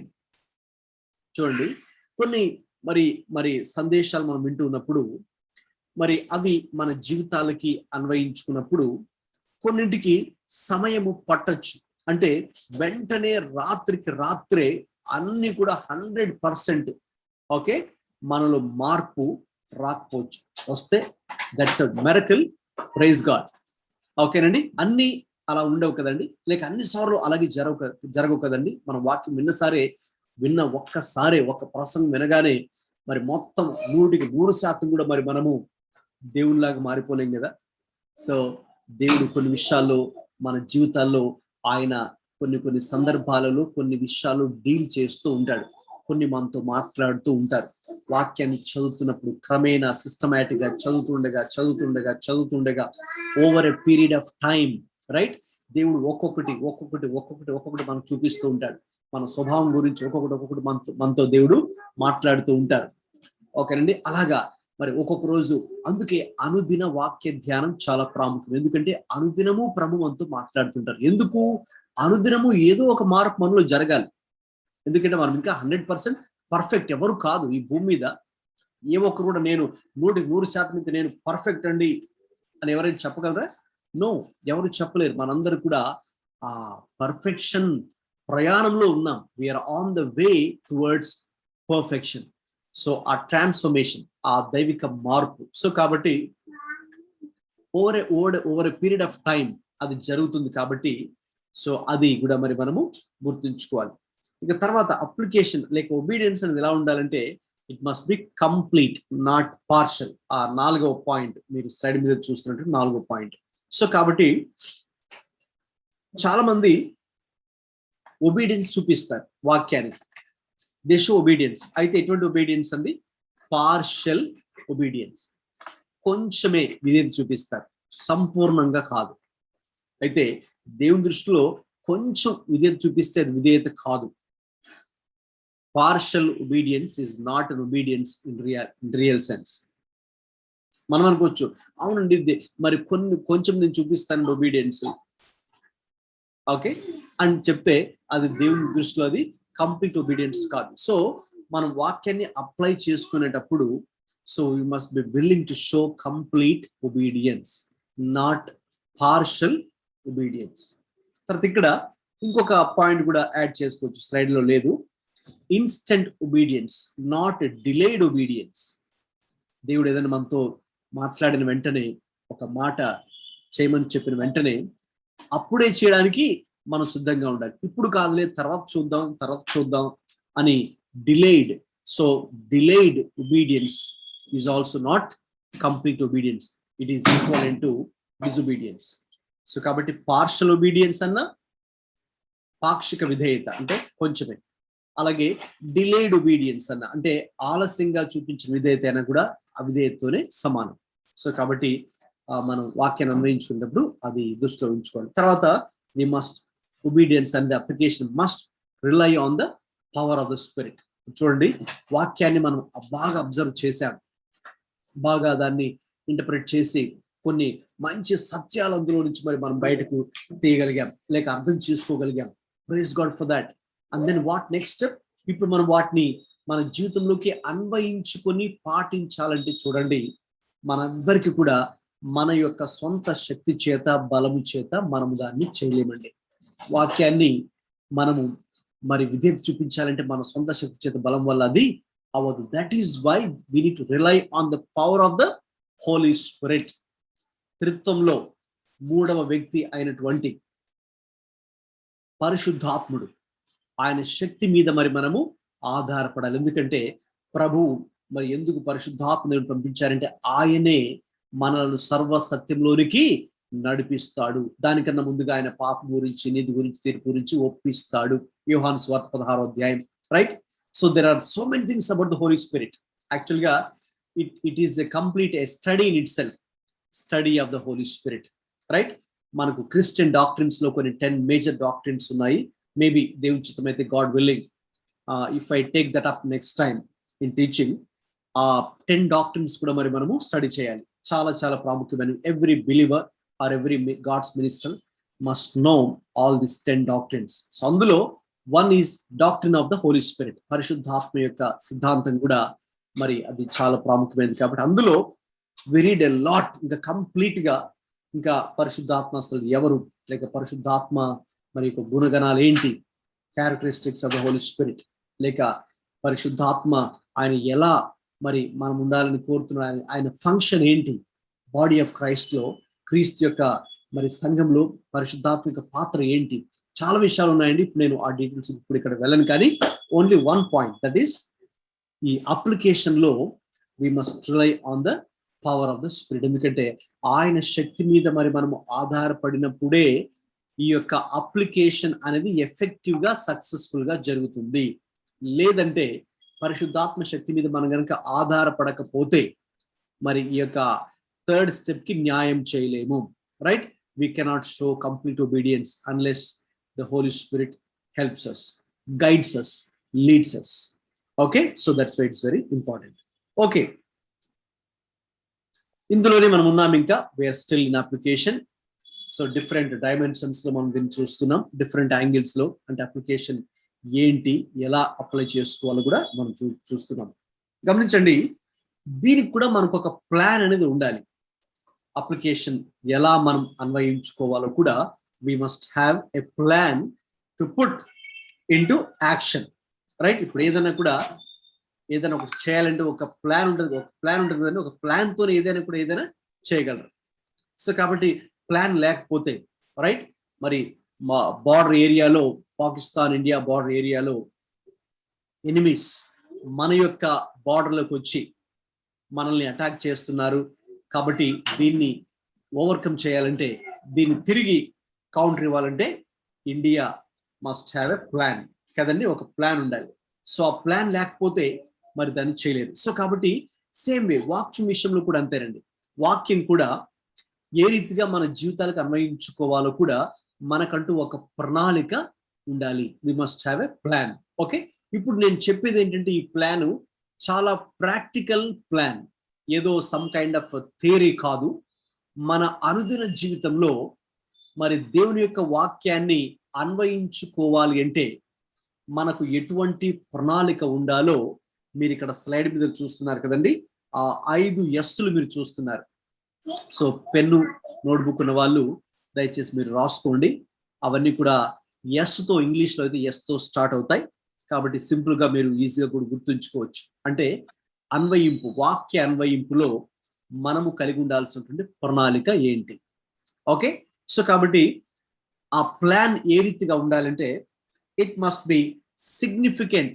First of all significant enough to commit to, అంటే మనము దాన్ని మన అనుదిన జీవితంలో కార్యాచరణలు చేయడానికి అది చాలా ప్రాముఖ్యమైనదిగా ఉండాలి.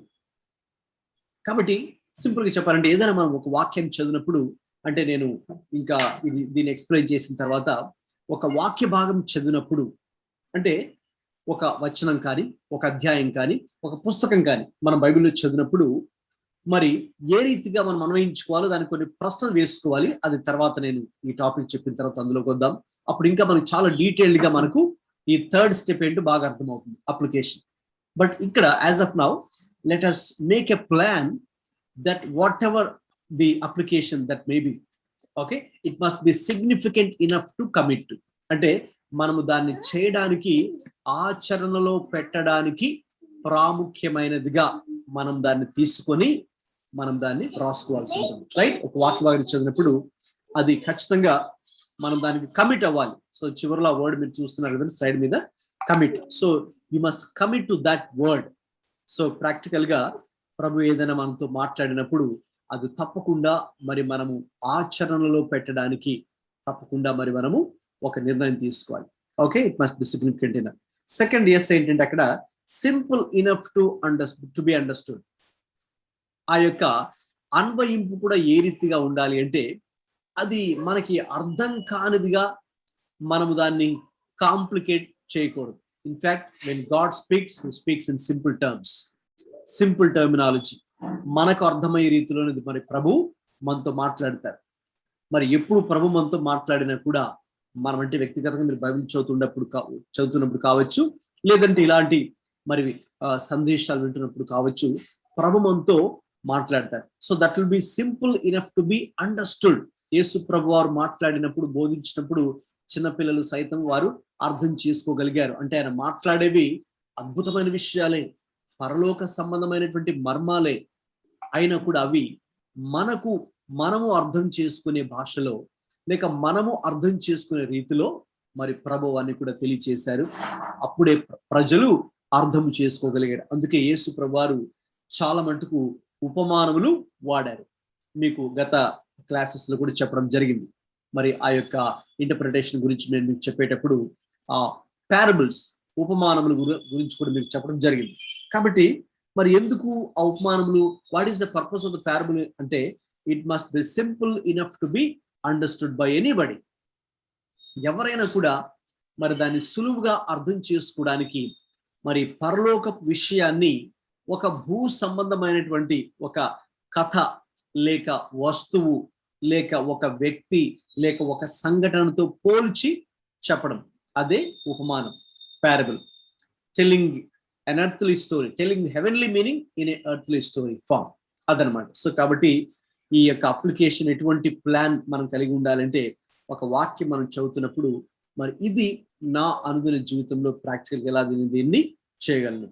తర్వాత ఈ అప్లికేషన్ ప్లాన్ ఇంకా ఎలా ఉండాలంటే short enough to be followed. కాబట్టి మనం ఈరోజు ఒక అధ్యాయాన్ని చదివారండి, మీరు ఒక అధ్యాయాన్ని ఈరోజు చదివితే అందులో చాలా విషయాలు ఉంటాయి. అయితే ప్రభు మీతో వ్యక్తిగతంగా లేక స్పెసిఫిక్ గా నిర్దిష్టంగా మాట్లాడిన విషయాలను మీరు షార్ట్ గా అక్కడ రాసుకుంటే చాలా మంచిది. ఒక చిన్న డైరీ పెట్టుకొని అది రాసుకుంటే చాలా మంచిది. నేను మీకు లాస్ట్ టైం నేను రాసుకున్న డైరీ మీకు చూపించాను. డైరీ లాస్ట్ టైము చూపించాను, మేబీ ఇంకొకసారి చూపిస్తుంది. అంటే ఇలాంటిది ఒక డైరీలో మరి ఎవ్రీ టైమ్ యూ రీడ్, ప్రతిరోజు కూడా మీరు చదువుతున్నటువంటి ఆ యొక్క అధ్యాయాన్ని మీరు ఆ అధ్యాయము వీలైతే డేటు ఓకే వేసుకొని అక్కడ అధ్యాయం పేరు హెడ్డింగ్ మీరు అక్కడ రాసుకొని ఓకే. సో తర్వాత ఇలాగా అఫ్కోర్స్ మీకు ఇక్కడ పేరు కనిపించకపోవచ్చు కానీ బట్ స్టిల్ ఆ రీతిగా మరి షార్ట్ గా మరి నేను అక్కడ రాసుకుంటూ ఉంటాను. సో కాబట్టి ఆ రోజున మరి ఏ అధ్యాయం చదివాను కాబట్టి ఆ రోజు ఆ అధ్యాయంలో మరి ప్రభు మరి నాతో మాట్లాడినటువంటి విషయాలు, లేక నేను నేర్చుకున్నటువంటి విషయాలు, ఆ అధ్యాయంలో ప్రభు నాకు నేర్పించినటువంటి విషయాలు, అంటే మొత్తం వచనాలను కూడా ఎత్తి మళ్ళీ రాయాల్సిన అవసరం లేదు. సో ఆ వచనం ఒక్కటే జస్ట్ 6వ వచనం అనుకోండి, 6 అని పెట్టి చిన్న డాష్ పెట్టి, సో ఆ 6వ వచనంలో ప్రభు ఏది మాట్లాడి ఉన్నారో అది షార్ట్ గా రాసుకోవడం. ఎందుకంటే ఆ మ్యాటరు లేక అప్లికేషన్ అనేది short enough to be followed. మనం దాని తర్వాత ఫాలో అవ్వాలి కదా. సో అందుకని మనం అన్ని చదివి లేక చాలా విషయాలు ఉన్నాయిలే అని కన్ఫ్యూజన్తో వదిలేకుండా ప్రభు మాట్లాడిన మాటలను ఆ రీతిగా లేక మీరు నేర్చుకున్నటువంటి సంగతులను out of your observation, out of your first step and second step okay మీరు అది రాసుకోవాల్సి ఉంటుంది. ఇక మూడవదిగా specific enough to be measured. జాగ్రత్తగా గమనించండి, ప్రభు ఎప్పుడైనా మాట్లాడితే అది జనరల్ గా ఉండదు కానీ స్పెసిఫిక్ గా ఉంటుంది, సాధారణంగా ఉండదు కానీ అది మనకు వర్తించేదిగా, మీ జీవితానికి అన్వయించుకునేదిగానే, మీ జీవితానికి తగ్గట్టుగానే, మీ పరిస్థితి తగ్గట్టుగానే ప్రభు నిర్దిష్టమైన రీతిలో ప్రభు మాట్లాడతారు. God speaks in a very specific way. మీరు బైబిల్లో చూడండి, ప్రభు ఎవరితో మాట్లాడినా, అబ్రహాంతో మాట్లాడారు, అబ్రహామా నువ్వు ఇక్కడ నుంచి బయలుదేరు, నీ యొక్క దేశము, నీ బంధువులు, నీ యొక్క కుటుంబీకులు, నీవు ఉన్న స్థలము, ఇక్కడ నుంచి నేను చూపించే స్థలానికి నీవు వెళ్ళాలి. ఏంటి, చాలా స్పెసిఫిక్ గా ప్రభు అబ్రహాంతో మాట్లాడారు. అలాగే మోషే మీరు తీసుకున్న మిద్యాను అరణ్యంలో ఉన్నప్పుడు మరి మండుచున్న పొద, నిర్గమకాండం 3వ అధ్యాయంలో, ఇదిగో నీవు నా ప్రజల యొక్క మొర నేను విన్నాను, నీ వెంటనే ఐగుప్తుకు వెళ్ళి నువ్వు నా ప్రజల్ని నీవు విడిపించాలి. ఆ రీతిగా, లేకపోతే నాతాను ప్రవక్తతో దేవుడు మాట్లాడటంతో మరి వెళ్ళి ఆయన వచ్చి దావీదుతో మాట్లాడినటువంటి సంఘటన కానీ, ఇంకా ఈ రీతిగా బైబిల్లో మీరు ఏ సంఘటన తీసుకోండి, మరి ప్రభు మాట్లాడినప్పుడు చాలా ప్రత్యేకమైన రీతిలో లేక నిర్దిష్టమైన రీతిలో స్పెసిఫిక్ గా అర్థమవుతుందని మీకు ఈ మాట అందరూ ఆలోచిస్తున్నారని అనుకుంటున్నాను, అందరికి అర్థమవుతుందని అనుకుంటున్నాను. స్పెసిఫిక్ వే, నిర్దిష్టమైన రీతిలో. సో కాబట్టి same way when you read God's word, when you observe, when you interpret, and then ultimately when you come to the third step application, so kabatti make it a point that that is specific enough to be measured. Okay, specific ga adi undali, ante edo general ga leka vague ga clarity lekunda kadanamata. So what are you going to do? Specific way, in specific way. So for example, దేవుడు మరి శత్రువులు ప్రేమించమని చెప్పినట్టు వాక్యం మీరు చదువుతున్నారనుకోండి. So దేవుడు ఏదో ఒకటి మీకు పర్సనల్ గా రిలేట్ అయినటువంటి ఒక మాట దేవుడు మీతో మాట్లాడతారు. అప్పుడు మీరేం చేయాలి? స్పెసిఫిక్ గా ఉండడం కోసం దాన్ని నోట్ చేసుకొని నెక్స్ట్ దాన్ని చేయాల్సి ఉంటుంది. రైట్?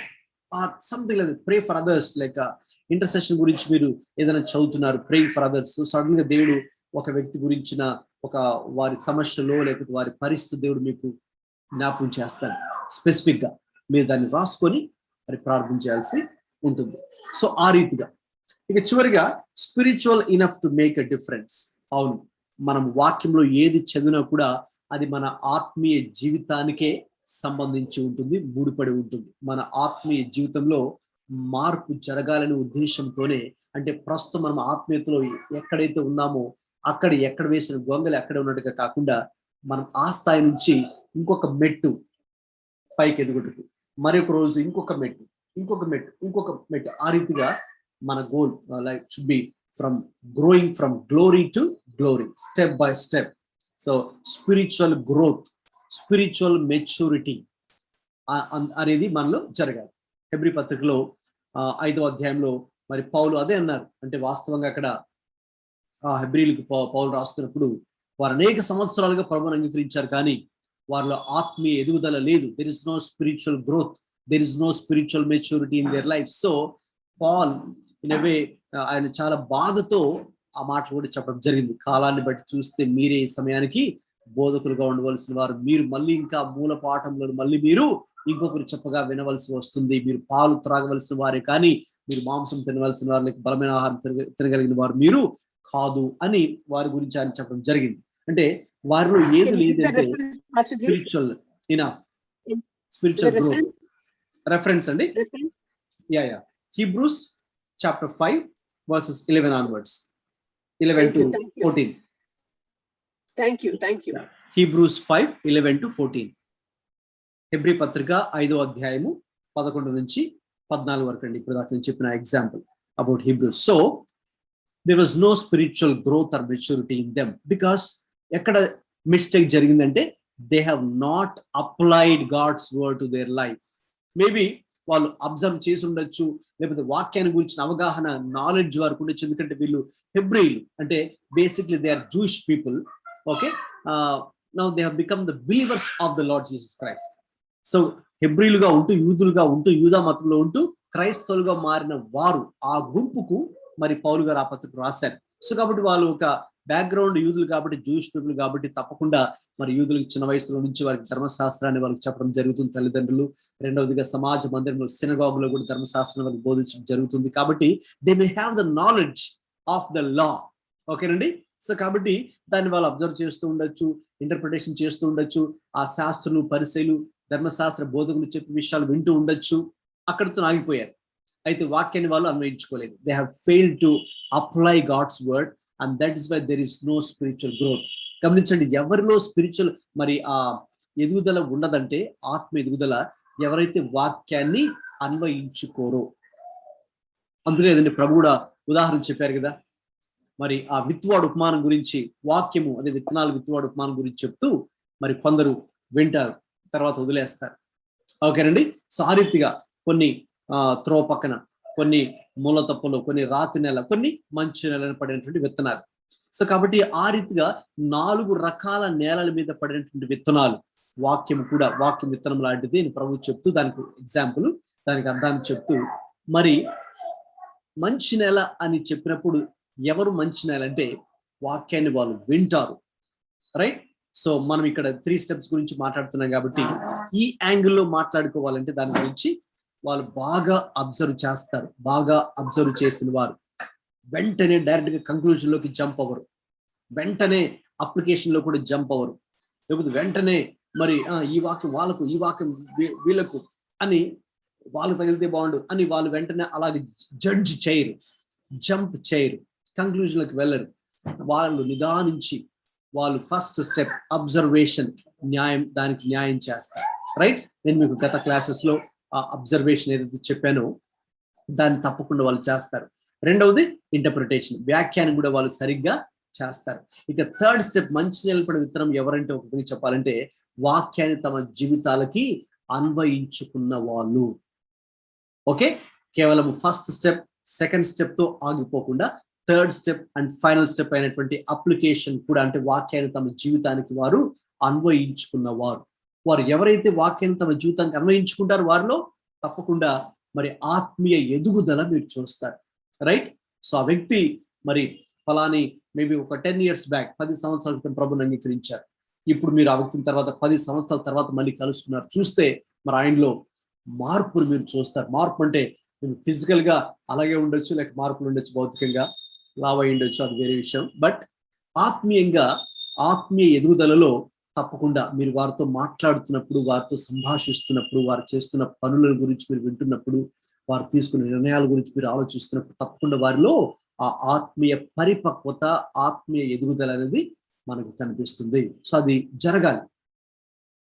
ఓకే, సో అది అప్లికేషన్, మన వాక్యాన్ని అన్వయించుకునేటప్పుడు ఇవన్నీ కూడా జరగాలి. ఓకే, ఇప్పుడు మనం ఇంకొక చాలా ఇంపార్టెంట్ టాపిక్ లోకి వెళ్తున్నామండి. అదేంటంటే మెయిన్ హెడ్డింగ్ ఎవరైనా చదవండి, మైక్ ఆన్ చేసుకొని. Rules for effective application. Right, rules for effective application. మనము వాక్య అన్వయింపును చాలా ప్రభావవంతమైన రీతిలో మనకు అన్వయించుకోవాలి అంటే, ఓకేనండి, సో దానికి సంబంధించినటువంటి ఒక 4 రూల్స్ ఉన్నాయి, 4 నియమాలు. ఇవి మీరు చాలా జాగ్రత్తగా ఆలోచించండి. ఇది చాలా ఇంపార్టెంట్, ఎందుకంటే ఎవరైనా సరే వాక్యాన్ని చదువుతున్నప్పుడు మరి అల్టిమేట్ గా మనం దాన్ని అన్వయించుకోవాలి కదా. ఎలాగ ఎఫెక్టివ్ గా అన్వయించుకోవాలి అంటే రైట్ వేలో అప్లై చేసుకోవాలి, రాంగ్ వేలో కాదు. చాలా మంది వాక్యాన్ని సరిగా దాన్ని గ్రహించుకోక దాన్ని రాంగ్ వేలో కూడా అప్లై చేసుకునే వాళ్ళు ఉన్నారు. రాంగ్ వేలో అప్లై చేసుకుని, యాక్చువల్లీ చెప్పాలంటే ఒక విషయాన్ని మీతో చెప్తాను. అదేంటంటే వాక్యాన్ని చదువుతున్నప్పుడు చూడండి, మనతో దేవుడు లేక పరిశుద్ధాత్ముడు మాట్లాడతాడు. ఒకవైపు కుడివైపు మీకు క్లూ ఇస్తున్నాను, ఇంకొక వైపు ఎవరు మనతో మాట్లాడుతుండొచ్చు అండి? సైతాన్. అవునండి, సాతాను కూడా మనతో మాట్లాడచ్చు వాక్యం చదువుతున్నప్పుడే.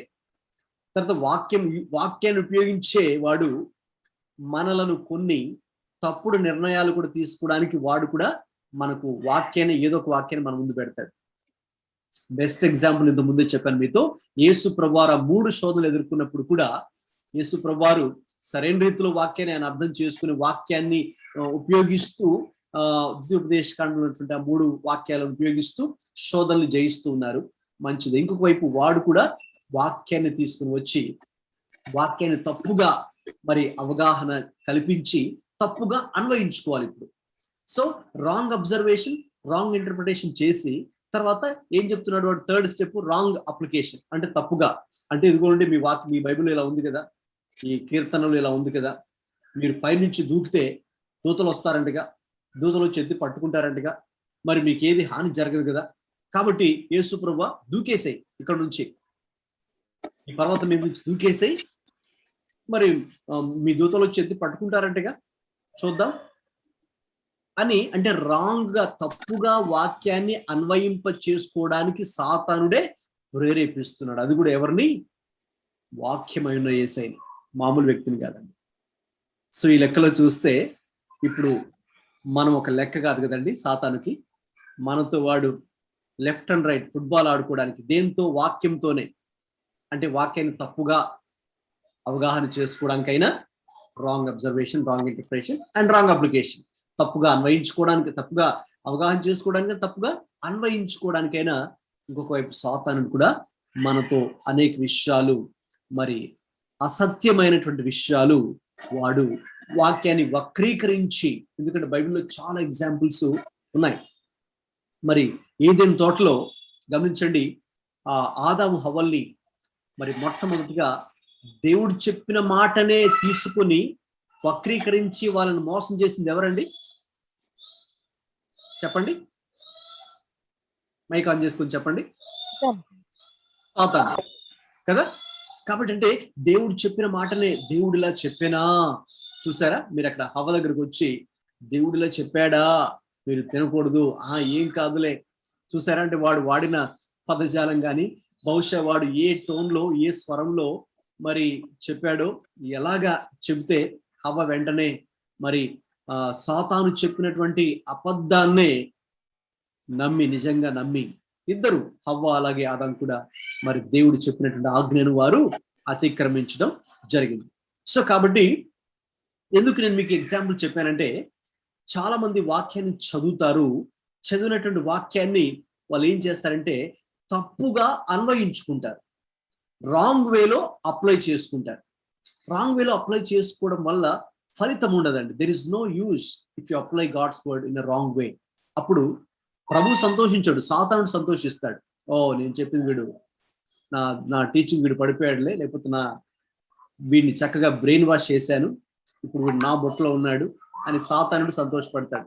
ఎప్పుడైతే నీవు వాక్యాన్ని తప్పుగా అవగాహన చేసుకుని తప్పుగా అన్వయించుకుంటావో, అదే వాక్యాన్ని సరిగా అవగాహన చేసుకొని సరిగా అన్వయించుకుంటే ప్రభు సంతోషిస్తారు. ఎందుకంటే ప్రభు చెప్పారు, మీరు వాక్యాన్ని సరిగా పరిశోధించండి, అవి నన్ను గురించే సాక్ష్యం ఇస్తూ ఉన్నాయి, యోహాను 5:39. కాబట్టి నీ వాక్యాన్ని సరిగ్గా ధ్యానించే వ్యక్తివైతే, సరిగ్గా మరి అవగాహన చేసుకునే వ్యక్తివైతే, సరిగ్గా అబ్జర్వ్ చేసే వ్యక్తివైతే, సరిగ్గా ఇంటర్ప్రెట్ చేసే వ్యక్తివైతే, సరిగ్గా మరి అప్లై చేసుకునే వ్యక్తివైతే ప్రభు సంతోషిస్తాడు. తర్వాత మరి మన జీవితం కూడా ఒక విధంగా చెప్పాలంటే దీవించబడుతుంది.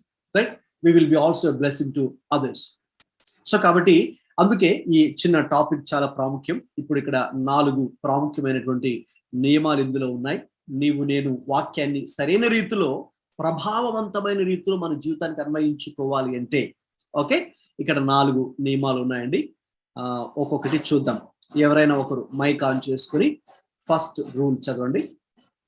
State the teaching of a passage in form of a timeless principle of truth. Right, గమనించండి, మీరు బైబిల్లో ఎక్కడ చదివిన, పాత నిబంధన అయినా క్రొత్త నిబంధన అయినా, లేక పాత నిబంధనలో గల 39 పుస్తకాలు 5 విభాగాలుగా చేయడం జరిగింది. ధర్మశాస్త్రము, చరిత్ర పుస్తకాలు, మరి కావ్య గ్రంథాలు, లేక పద్య కావ్యము, పెద్ద ప్రవక్తలు, చిన్న ప్రవక్తలు. అలాగే క్రొత్త నిబంధనలో మరి సువార్తలు, అలాగే మరి సంఘ చరిత్ర, అలాగే పౌలు పత్రికలు, సాధారణ పత్రికలు, అలాగే ప్రవచనం. సో ఇలాగా 5 సెక్షన్స్, రైట్. అక్కడ 39, ఇక్కడ 27, టోటల్ అయితే 66, 66 పుస్తకాలు కూడా ఎక్కడ చదివినా కూడా మరి కొన్ని టైమ్లెస్ ప్రిన్సిపల్స్. చూడండి, అక్కడ మీరు స్లైడ్ మీద ఈ వర్డ్ చూస్తున్నారు కదండి, నేను నా కర్సర్ దాని మీద చూపిస్తున్నాను. Timeless principle or truth. బైబిల్లో చూడండి, ఏ ఇన్సిడెంట్ జరిగినా కూడా, లేక ప్రభు ఏది చేయమని చెప్పినా కూడా, మరి కొన్ని అక్షరాల మనకు ఇప్పుడు వర్తించకపోవచ్చేమో, కానీ ఉదాహరణకి మరి బలులు అర్పించమని అక్కడ ప్రభు 5 రకాల బలులు లేవియ కాండంలో మనం చూస్తాం. పాత నిబంధనలో వారు మరి దేవునికి విరుద్ధంగా పాపం చేసినప్పుడు ఏ రీతిగా ఆ యొక్క తాత్కాలిక పాప క్షమాపణ, ఆ జంతు బలుల వ్యవస్థ ప్రభు అక్కడ ప్రవేశపెట్టి ఉన్నారో, అది ఇప్పుడు మనకు వర్తించకపోవచ్చు. అయితే దాని వెనుక కొన్ని టైమ్లెస్ ప్రిన్సిపల్స్ ఉంటూ ఉన్నాయి, లేక ట్రూత్స్ ఉంటున్నాయి. సో వాటిని మరి మనము గ్రహించడానికి మరి మనస్సు పెట్టాలి.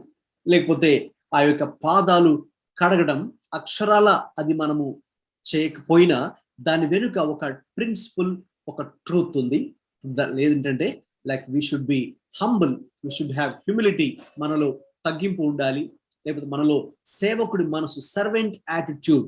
ఒక వ్యక్తి నీళ్లు కడుగుతున్నాడంటే, పాదాలు కడుగుతున్నాడంటే అర్థం ఏంటంటే అతను సేవకుడు. లేకపోతే ఆ సేవకుడి మనస్సు, హ్యూమిలిటీ, తగ్గింపు, ఓకే, లేక ఇతరుల్ని, లేక ప్రభువుని ఇతరుల్ని మరి గౌరవించేటటువంటి ఒక మనస్సు, ఒక attitude of both honouring God and respecting others కదండి. అలాగా we can draw some many timeless principles behind many things. So కాబట్టి ఆ రీతిగా మరి ఏదైనా ఏ ఇన్సిడెంట్ మీరు తీసుకున్న పాత నిబంధనలో కానీ మరి క్రొత్త నిబంధనలో కానీ మరి అవి ప్రతి సంఘటన వెనుక కూడా ఒక టైమ్లెస్ మరి అంటే అన్ని సమయాలకు సమయం అనేది మరి కాకుండా దానికి పరిమితి లేకుండా మరి అన్ని కాలాలకు వర్తించేటటువంటి నియమాలు మరి అక్కడ ఉన్నాయి, లేక సత్యాలు అనేవి ఉన్నాయన్నమాట. సో కాబట్టి మనం అది చదువుతున్నప్పుడు నేను ఈ 4 సూత్రాలు మీకు చెప్పిన తర్వాత నెక్స్ట్ ఇంకొక టాపిక్ ఉంది, అది చాలా ప్రాముఖ్యమైనది. అందులో మరి డీటెయిల్డ్ గా దీని గురించి నేను ప్రస్తావిస్తాను. అంటే దీన్ని ఎలా అర్థం చేసుకోవాలండి అంటే ఒక వాక్యాన్ని చదువుతున్నప్పుడు మరి ఫర్ ఎగ్జాంపుల్ సున్నతి అనే గురించి మరి పాత నిబంధనలు మనం చదువుతాం. మరి ఇశ్రాయేలీలు మరి వారు సున్నతి చేయబడిన వారు. సో కాబట్టి ఇప్పుడు మనకు అది వర్తించదు. సున్నతి అంటే ఫిజికల్ సర్కంసెషన్, భౌతికమైన సున్నతి అవసరం లేదు. కానీ అదే విషయాన్ని పౌలు మళ్ళీ ఆత్మీయ సున్నతి లేక హృదయ సున్నతి గురించి క్రొత్త నిబంధనలో మాట్లాడతారు. సో కాబట్టి ఆ సున్నతి వెనుక ఒక నియమం, అంటే అన్ని కాలాలకు, అందరికీ, అన్ని సంస్కృతులకి, ఆల్ కల్చర్స్, ఇది మా కల్చర్కి ఇంకా మాకు ఇది మేము చేయలేమండి, ఇది వర్తించదు అని కాకుండా irrespective of time and people or culture. So there are some timeless principles and truths in the Bible అన్నమాట, behind every incident, okay, in the Bible. So కాబట్టి అక్కడ హృదయ సున్నతి అక్కడ ఏ రీతిగా చర్మము కత్తిరించబడాలో ఇక్కడ మన పాపము అనున్నది కత్తిరించబడాలి, పాప స్వభావము కత్తిరించబడాలి. హృదయము ఘోరమైంది కాబట్టి ఆ హృదయంలోనే ఈ పాపానికి కేంద్రం హృదయమే కాబట్టి హృదయ సున్నతిని పౌలు చెప్పారు. సో కాబట్టి ఆ హృదయంలో దాగి ఉన్నటువంటి లేక చోటు చేసుకున్నటువంటి ఆ యొక్క పాప స్వభావము కత్తిరించబడాలి. అది ఆత్మీయ సున్నతి లేక హృదయ సున్నతి. సో కాబట్టి అది సున్నతి అనేది కనుక మీరు తీసుకుంటే, లేక ఇంతకుముందే కొన్ని ఎగ్జాంపుల్స్ మనం చూసాం కదండి. సో అలాగా ప్రతి సన్నివేశం వెనుక కూడా ఒక ప్రతి కాలానికి వర్తించేటటువంటి కొన్ని ప్రిన్సిపల్ ఆర్ ట్రూత్స్ ప్రభు మాట్లాడి ఉంటారు. ప్రతి అధ్యాయంలో కూడా మనకి ఇవి కనిపిస్తాయి. సో ఆ ప్రిన్సిపల్స్, ఆ సత్యాలు, ఆ సూత్రాలు మరి మనం దాన్ని చదువుతున్నప్పుడు మనకు ఆ కాంటెక్స్ట్ ని బేస్ చేసుకుని చదువుతున్నప్పుడు మనకు అర్థమవుతాయి, రైట్. సో అవి మనం చేయాల్సి ఉంటుంది. ఒక ఉదాహరణకి ఎవరైనా లూకా సువార్త 9:23 చదవండి. ఒక ఎగ్జాంపుల్ కూడా చూద్దాం. లూకా సువార్త 9:23.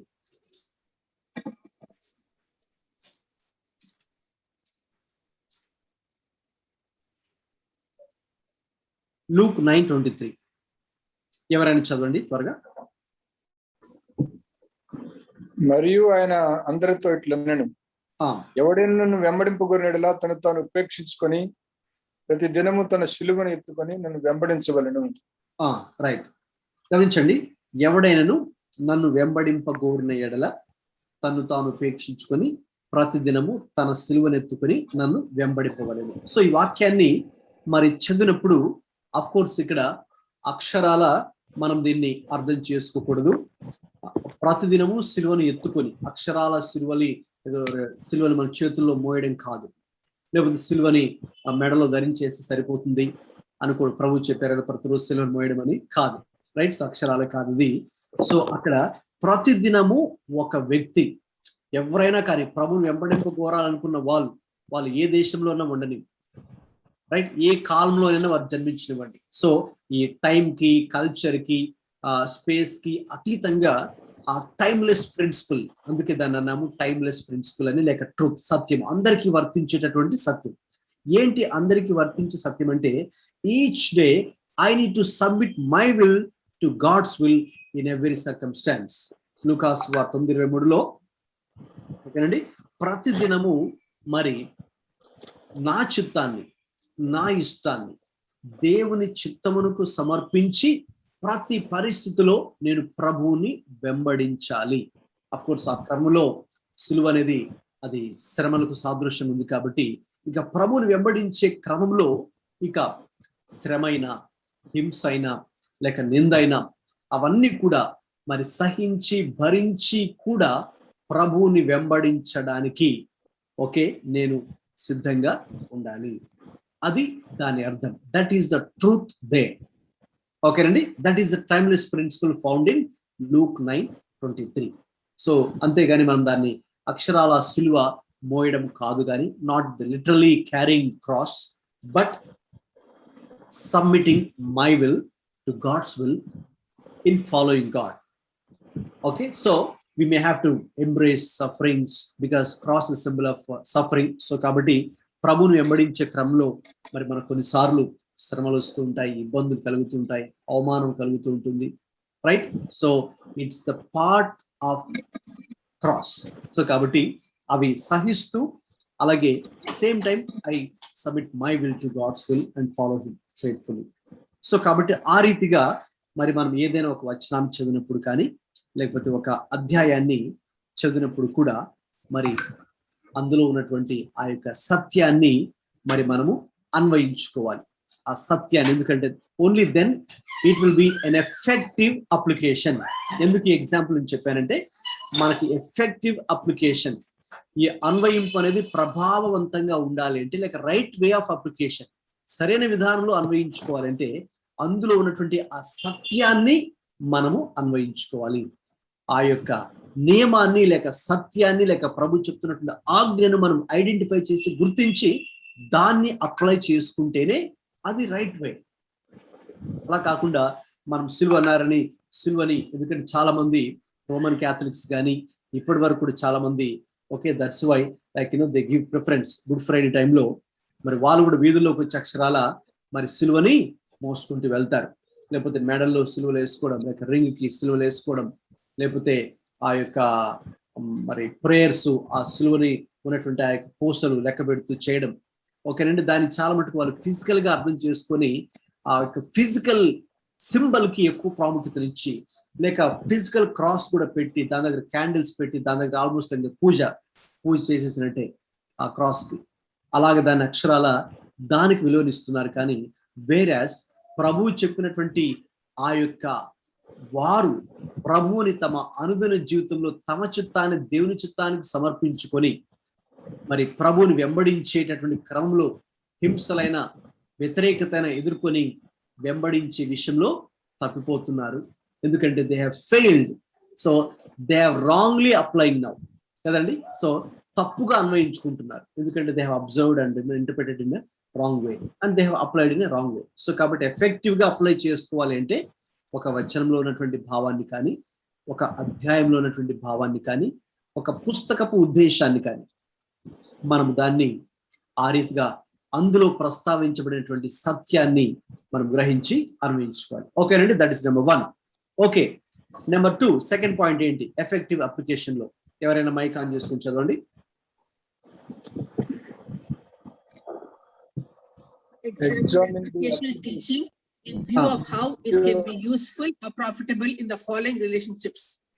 Okay, దేవుని యొక్క వాక్యము it is useful and profitable కదండి. మనకు 2 తిమోతిలో అదే మనం చదువుతాం. ప్రతి లేఖనము ఉపదేశించుటకు, ఖండించుటకు, తప్పుదిద్దుటకు, నీతి యందు శిక్ష చేయుటకు ప్రయోజనకరమై ఉన్నది.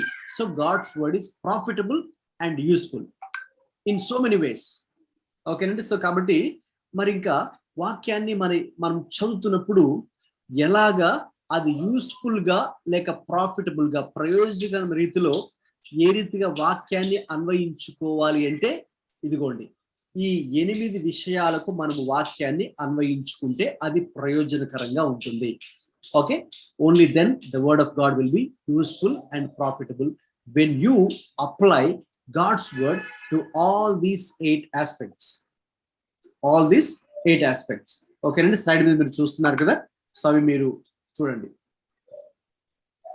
అంటే ఒక వచనం ఇప్పుడు నేను ఈ 8 విషయాలు డీటెయిల్డ్ గా మీకు చెప్తాను.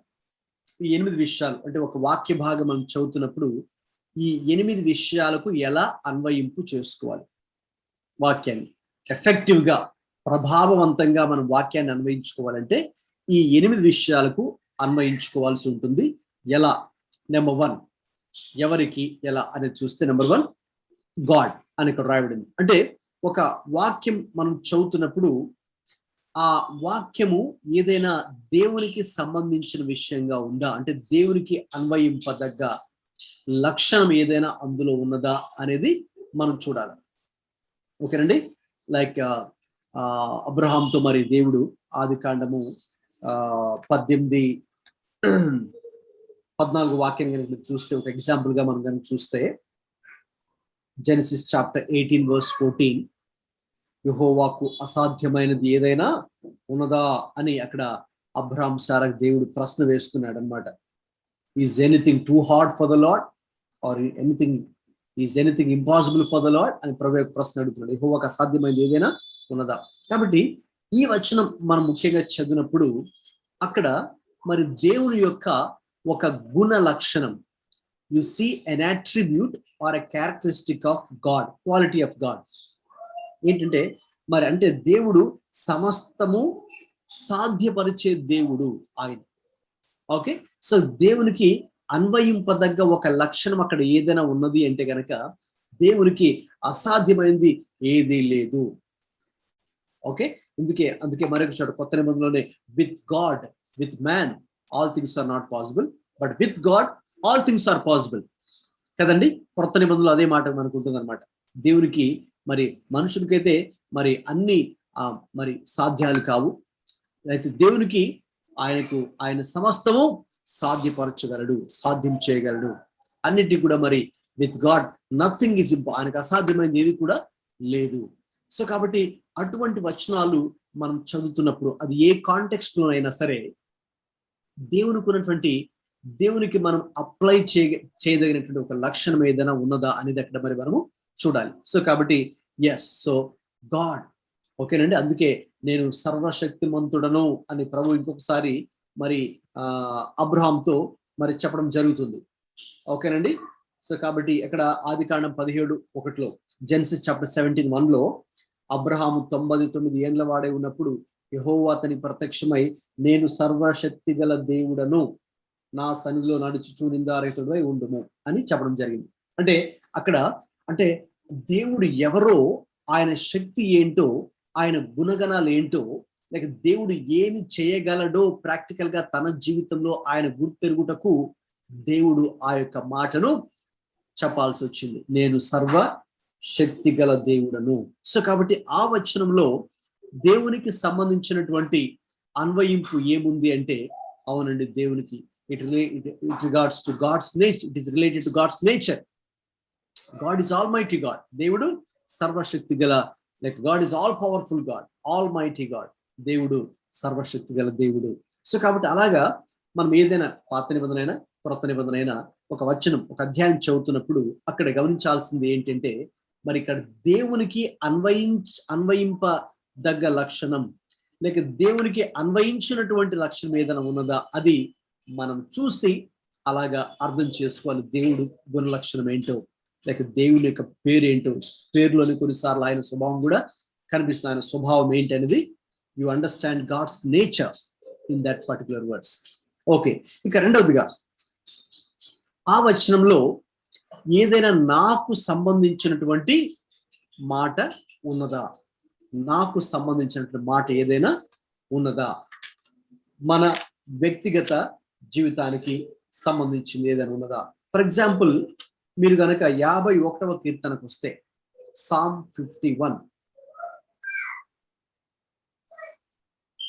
ఫ్రమ్ 2nd verse ఆన్వర్డ్స్, 2వ వచనం మొదలుకొని అలాగా ఆల్మోస్ట్ ఇంకా ఎండింగ్ వరకు కూడా ఈ కీర్తన అంతా కూడా అంటే దావీదు మరి పాపం చేసిన తర్వాత ఆయన రచించిన కీర్తన ఇది 51వ కీర్తన. ఇక నా దోషము పోవునట్లు నన్ను బాగుగా కడుగుము, నా పాపము పోవునట్లు నన్ను పవిత్రపరచుము, నా అతిక్రమములు నాకు తెలిసే ఉన్నవి, నా పాపం ఎల్లప్పుడూ నా ఎదుట ఉన్నది అని నీకే విరోధంగా నేను పాపం చేసి ఉన్నాను. రైట్, మీరందరూ కూడా 51వ కీర్తన చదివి ఉంటారు.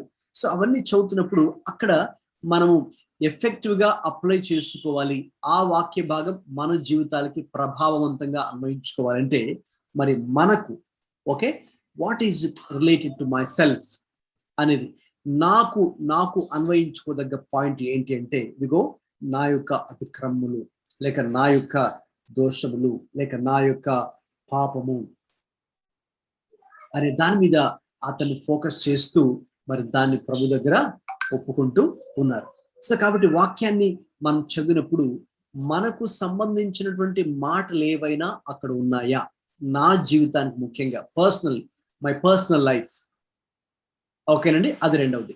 రైట్, ఇక మూడవది ఓకే నా కుటుంబానికి సంబంధించినది ఏదైనా అక్కడ ఉన్నదా అనేది కూడా మరి మనము చూడొచ్చు. నా కుటుంబానికి అఫ్కోర్స్ అక్కడ బైబిల్లో కూడా మరి మనకు చాలా విషయాలు అందులో ఉంటాయి. మన కుటుంబానికి అంటే కామన్ గా మరి సంబంధించినటువంటి మాటలు ఏవైనా ఉన్నాయా అనేది కూడా మరి మనము చూడొచ్చు.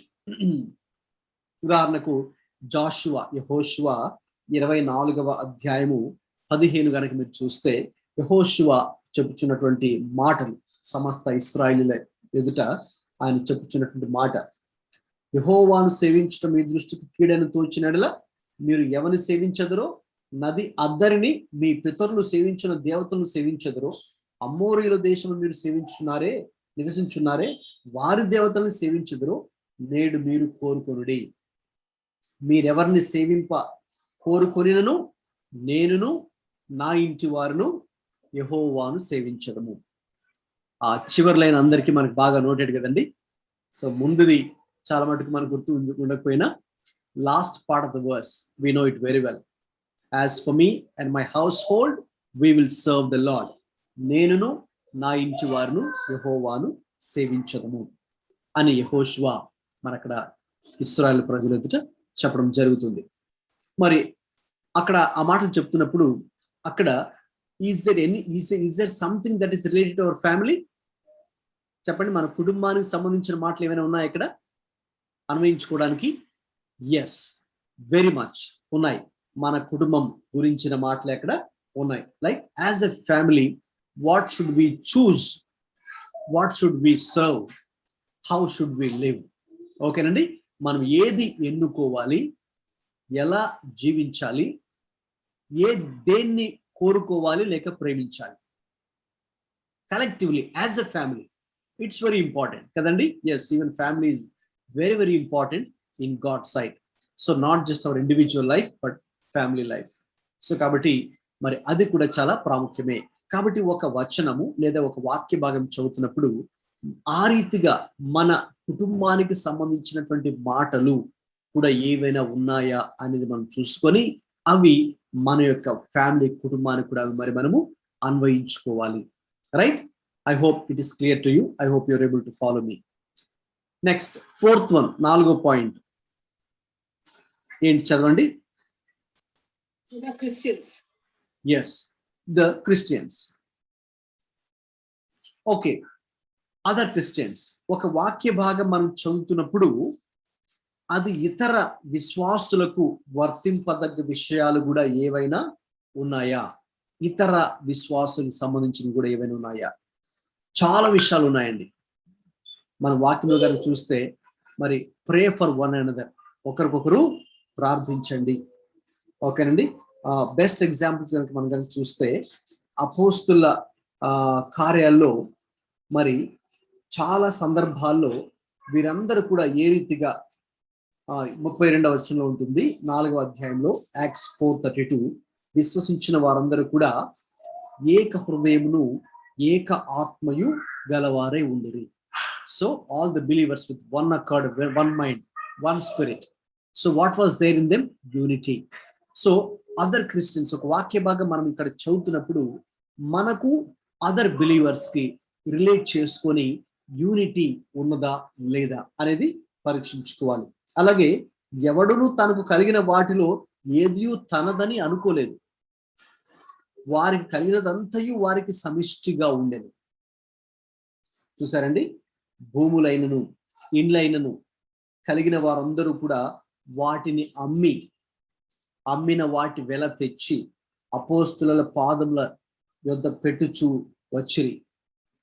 వారు ప్రతి వానికి వాని అక్కర కొలది పంచిపెట్టిరి గనుక వారిలో ఎవరికిని కొదువలేకపోయిను. చూసారండి, చాలా అద్భుతమైనటువంటిది, నాకు చాలా ఇష్టం. ఓకేనండి, మన లైఫ్ స్టైల్ ఇలా ఉంటే చాలా అద్భుతంగా ఉంటుంది. ఏంటంటే వాళ్ళకున్న ఆస్తి, వాళ్ళకున్న డబ్బులు, వాళ్ళకున్న properties, it was all in common property. ఓకేనండి, కాబట్టి వాళ్ళు ఏం చేసేవాళ్ళంటే దానంతా అమ్మి, ఓకే, అక్కడ ఒక కామన్ ఐడెంటిటీగా దాన్ని చూసుకుంటూ ఎవరికి అక్కర ఉంటే వాళ్ళు దాన్ని పంచిపెడుతూ వచ్చేసారు. So they were so concerned about other Christians, other believers. So they were not selfish. Okay, Nandi? Right? These days, like most of us, we tend to be selfish believers. Kadandi?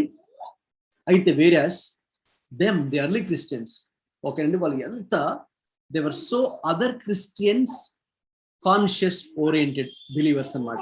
అంటే ఇతరులు ముఖ్యంగా విశ్వాస కుటుంబమునకు చెందిన వారు అని మరొక చోట వాక్య భాగంలో ఉంటుంది. ఓకేనండి, తర్వాత మరి ఒక చోట వారికి కరువు వచ్చినప్పుడు, ఇబ్బంది వచ్చినప్పుడు మరి అపోస్తలుడైన పౌలు అందరినీ ప్రేరేపించి ఇవ్వాలి, ఓకేనండి, వాళ్ళందరూ కూడా డబ్బులు ఇవ్వాలి అని ఫండ్ రైజ్ చేసి, ఓకేనండి, ఎలా ఇవ్వాలో కూడా వాళ్ళకి ప్రిన్సిపల్స్ ఆయన చాలా అద్భుతంగా టీచ్ చేశారండి. 2వ కొరింథీలో మీరు గనక 8వ అధ్యాయం 9వ అధ్యాయం చదివితే అసలు ఇవ్వడం గురించే పౌలు గారు చాలా అద్భుతంగా మాట్లాడారు. ఏ రీతిగా మనం ఇవ్వాలి, ఎటువంటి యాటిట్యూడ్తో ఇవ్వాలి, ఎంత ఇవ్వాలి, ఓకేనండి, ఎలా ఇవ్వాలి. So wonderfully laid out all the principles of giving. ఓకేనండి, giving for God's people, for other believers, people, families belonging to the God's family. ఎవరైనా అవసరతలో ఉన్నారు అని మనకు తెలియగానే, వారు ఇబ్బందులు ఉన్నారని తెలియగానే, వారు ఆర్థిక అవసరతలో ఉన్నారని తెలియగానే, so how do you respond? ఎందుకంటే వాక్యంలో స్పందించమని, ఇవ్వమని చాలా అద్భుతంగా ఉంది. ఓకేనండి, so in different ways, okay, prayer, giving, ఓకేనండి, మనమే వారికి different ways of helping also, not just one way, there are different ways of helping. So అవన్నీ కూడా laid out so clearly in the scriptures. మీరు కనుక ఎపిసల్స్ కనుక చదివితే, అపోస్తల కార్యాలు అలాగే పౌలు పత్రికలు చదవండి. ఓకేనండి, there are so many verses that mention like one another, pray for one another, bear one another's burdens, help the weak people, weak believers. ఓకేనండి, one another, ఒకరికొకరు అని చాలా విషయాలు మనకున్నాయి. మీరు కనుక if you can make a list, it will become a big list, ఒక పెద్ద లిస్ట్ అవుద్ది అనమాట.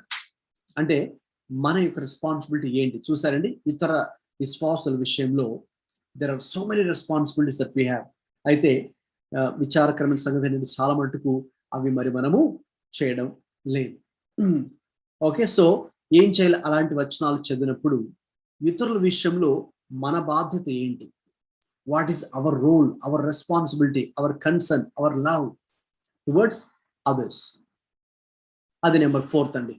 కాబట్టి అలాగా అన్వయించుకోవాలి మనం, ఎందుకంటే నేను మీకు కొన్ని శాంపుల్స్ అలాగ చూపించాను. నెక్స్ట్ నెంబర్ 5, ఒక వాక్యం చదువుతున్నప్పుడు నాన్ క్రిస్టియన్స్ విషయంలో మన పాత్ర ఏంటి? దానికి సంబంధించినవి కూడా చాలా ఉన్నాయి. ప్రభు చాలా విషయాలు చెప్పారు. సో క్రైస్తవేతరులు, ఓకేనండి, సో ఈ క్రైస్తవేతరుల విషయంలో కూడా మరి ప్రార్థన చేసే విషయంలో మరి కోతంతో విస్తారం, పనివారు తక్కువ మంది, కాబట్టి పనివారి కొరకు మరి మనము ప్రార్థన చేయాలి. కాబట్టి క్రైస్తవేతరుల కొరకు, వారి రక్షణ కొరకు ప్రార్థన చేయాలి. ఎందుకంటే వారి పాపములలో వారు చనిపోవడం ప్రభుకి ఇష్టం లేదు. ఇంకొక చోట వాక్యంలో అంతటా అందరూ మారు మనసు పొందాలని ఆయన కోరుతున్నారు, రైట్. తర్వాత నీతిమంతుడి మీద, పాపుల మీద కూడా దేవుడు ఏమాత్రం పక్షపాతం చూపించకుండా వర్షాన్ని, ఓకేనండి, మరి సూర్యుని కాంతిని, దేవుడు ఇవన్నీ కూడా ఋతువుల క్రమం దేవుడు చాలా పర్ఫెక్ట్ గా అందరికీ దేవుడు చూపిస్తుంది. That means God loves everyone. God is so concerned about non Christians. Okay, actually చెప్పాలంటే మనం చాలా మట్టుకు we don't టేక్ టైం, ఓకేనండి, to pray for non Christians or to help them or to like lead them to Christ. చాలా తక్కువ మందే మరి non Christians విషయంలో మరి చొరవ తీసుకొని వారి కోసం ప్రార్థన చేసే విషయంలో కానీ, వారికి సహాయం చేసే విషయంలో కానీ, ఓకేనండి, అలాగా వాళ్ళు తక్కువగా ఉంటారు. అయితే గమనించండి, ఆ విషయానికి వస్తే అర్లీ చర్చ్ లో ఇన్ఫాక్ట్ యేసు ప్రభు శిష్యులు ఒక శిష్యుడు అంటే పేతురు సైతం అన్నిల విషయంలో కొంచెం దూరంగా ఉండే వ్యక్తి. వాళ్ళకు అంతగా పెద్దగా అవసరం లేదులే అని అంటి ముట్టనట్టుగా కొంచెం ఉండే వ్యక్తి, పెద్దగా ఆయనకు కన్సర్న్ లేదు. అయితే ప్రభువు ఆయనకు ఒక పాఠం నేర్పించడానికి ఒక దర్శనాన్ని చూపించాల్సి వచ్చింది. Book of acts chapter 10. మరి దేవుడు ఆయనకు ఒక దర్శనము చూపించడం ద్వారా, ఏ దర్శనం అంటే అన్ని జంతువుల్ని చూపించి అన్నిటిని తినమని. అయ్యో ప్రభు, అయ్యో అపరిశుద్ధం కదా, ఎలా తినాలి అని అని చెప్పడం లేదు. లేదు, దేవుడు పవిత్రం చేసిన వాటిని నీవు నిషిద్ధమైన వాటిగా ఎంచవద్దని మరలా రెండవ మారు ఆ శబ్దం అతనికి వినబడింది. దేవుని యొక్క స్వరం, దేవుడు చేసిన దాన్ని నువ్వు అపరిశుద్ధం అని చెప్పొద్దు, కాబట్టి వీటిని తిను. ఓకే, సో అది దట్స్ అ విజన్. సో ఆ సింబల్ ఏంటంటే ఆయన ఏదో వెంటనే వెళ్ళిపోయి అన్ని తినేయమని కదా, నాన్ వెజ్ హోటల్కి వెళ్ళిపోయి మొత్తం అని తినే కోసం ఆ దర్శనం రాలేదు. వెంటనే వచ్చింది ఎవరంటే అక్కడ నుంచి ఆయన కోసం కొంతమంది వెయిట్ చేస్తున్నారు. కొర్నేలి అనే ఒక అన్యుడు, ఒక శతాధిపతి, ఒక high officer, defence officer, is a God Fearing officer. అయితే ఆయన బిలీవర్, క్రిస్టియన్ అయితే కాదు, secular man, okay, non believer, non Christian, but having okay in his own way, ఆయన అనుకున్న పద్ధతిలో దేవుని భక్తి, దాన ధర్మాలు, మంచి కార్యాలు, పుణ్యకార్యాలు, ఇతరులకు హాని చేయకుండా అవన్నీ చాలా చక్కగా చేస్తున్నాడు. అయితే గాడ్ సా హిజ్ ఆయన భక్తిని దేవుడు చూసి మెచ్చి అతనికి రక్షణ ఇవ్వాలనే ఉద్దేశంతో పేతురు వెళ్తే బాగుంటుంది అని, కానీ పేతురు వెళ్ళడానికి ఇష్టపడట్లేదు. అన్యులకు వద్దులే, అన్యులు వాళ్ళు అపరిశుద్ధులు, అపవిత్రులు, మనం వాళ్ళతో సాంగత్యం చేయడం ఏంటి అనే ఒక రాంగ్ ఒపీనియన్ పేతురు కలిగి ఉన్నాడు. ఆ రాంగ్ ఒపీనియన్ తీసేయడానికి ఒక దర్శనాన్ని దేవుడు చూపించాల్సి వచ్చింది. వెజిటేరియన్, నాన్ వెజిటేరియన్ ఫుడ్ చూపించాల్సి వచ్చింది ప్రభు ఆయనకి. అప్పుడు ఆయన కన్నులు తెరబడి, ఆత్మీయతలు తెరబడి వెళ్తాడు. కొర్నేలు ఇంటికి వెళ్తే కొర్నేలు పెద్ద మీటింగ్ పెట్టేశాడు, రెడీగా ఉన్నాడు.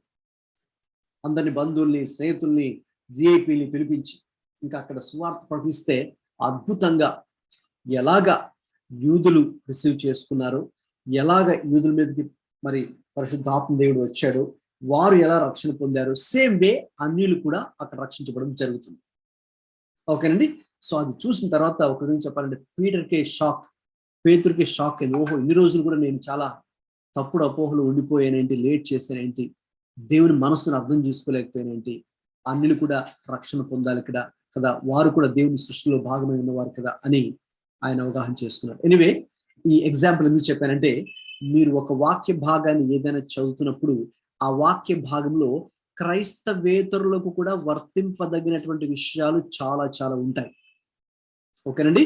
మనం వారి కోసం ప్రార్థన చేసే విషయంలో కావచ్చు, వారికి సహాయం చేసే విషయంలో కావచ్చు, అలాగే వారికి సువార్త ప్రకటించే విషయంలో కావచ్చు, వారిని కూడా ప్రభు ప్రేమతో ప్రేమించి ప్రభు దగ్గర నడిపించే విషయంలో కావచ్చు, చాలా విషయాలు ఉంటాయి. అవి కూడా గమనించి నోట్ చేసుకొని అవి కూడా మరి మనము ఫాలో అవ్వాలి. నెక్స్ట్ 6th పాయింట్, మనం ఒక వాక్య భాగాన్ని చదువుతున్నప్పుడు చూడండి, అవి కొన్ని మరి మన యొక్క వర్క్కి సంబంధించినవిగా కూడా ఉంటాయి.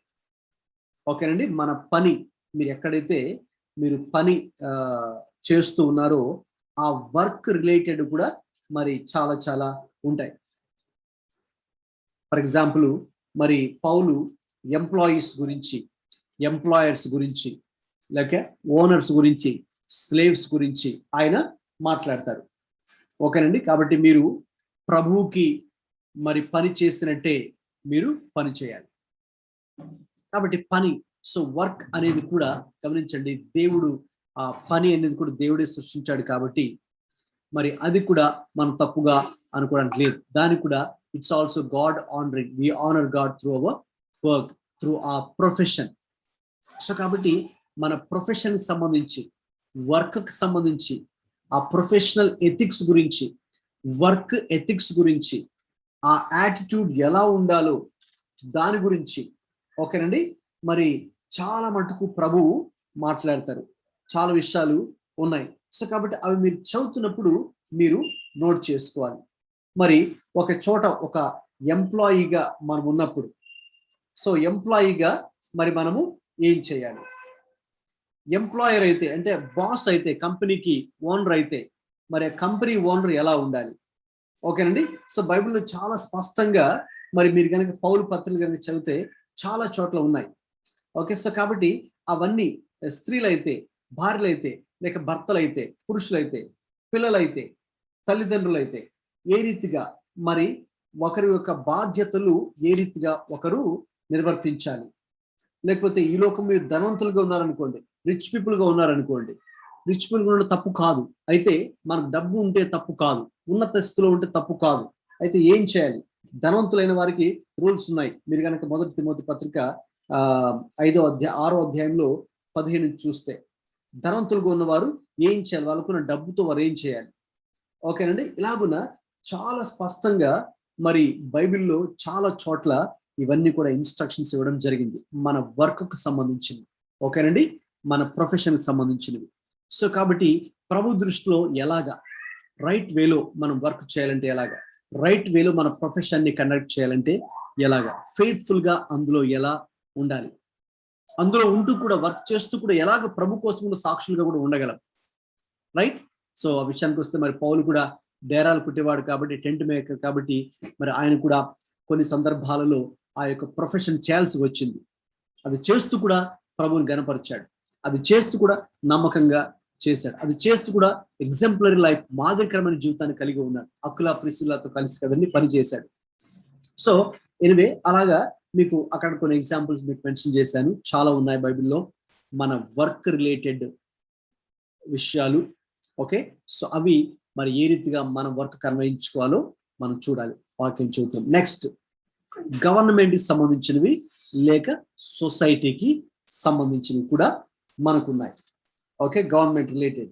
సో కాబట్టి అంటే ఫర్ ఎగ్జాంపుల్ మనము గవర్నమెంట్ గురించి మరి ప్రార్థన చేసే విషయంలో కావచ్చు, ఓకే, ఎయిదర్ ట్యాక్స్ పే చేసే విషయంలో కావచ్చు, లేకపోతే రెస్పాన్సిబిలిటీస్ ఫెయిత్ఫుల్గా, నమ్మకంగా, సిన్సియర్గా, ఆనెస్టీతో, ఓకేనండి, ట్రాన్స్పరెన్సీతో, ఓకే, లంచగొండితనము లేకుండా, పార్షాలిటీ చూపించకుండా, ఆల్ దీస్ వాల్యూస్ అండి. చాలా మంది బయట వాళ్ళు మాట్లాడుతుంటారు కదండి, విలువలు కలిగిన రాజకీయాలు చేయాలి అని అంటూ ఉంటారు. చాలా మంది మాటల్లోనే ఉంటాయిలేండి, మీకు తెలుసు కదా, క్రియల్లో ఉండవు.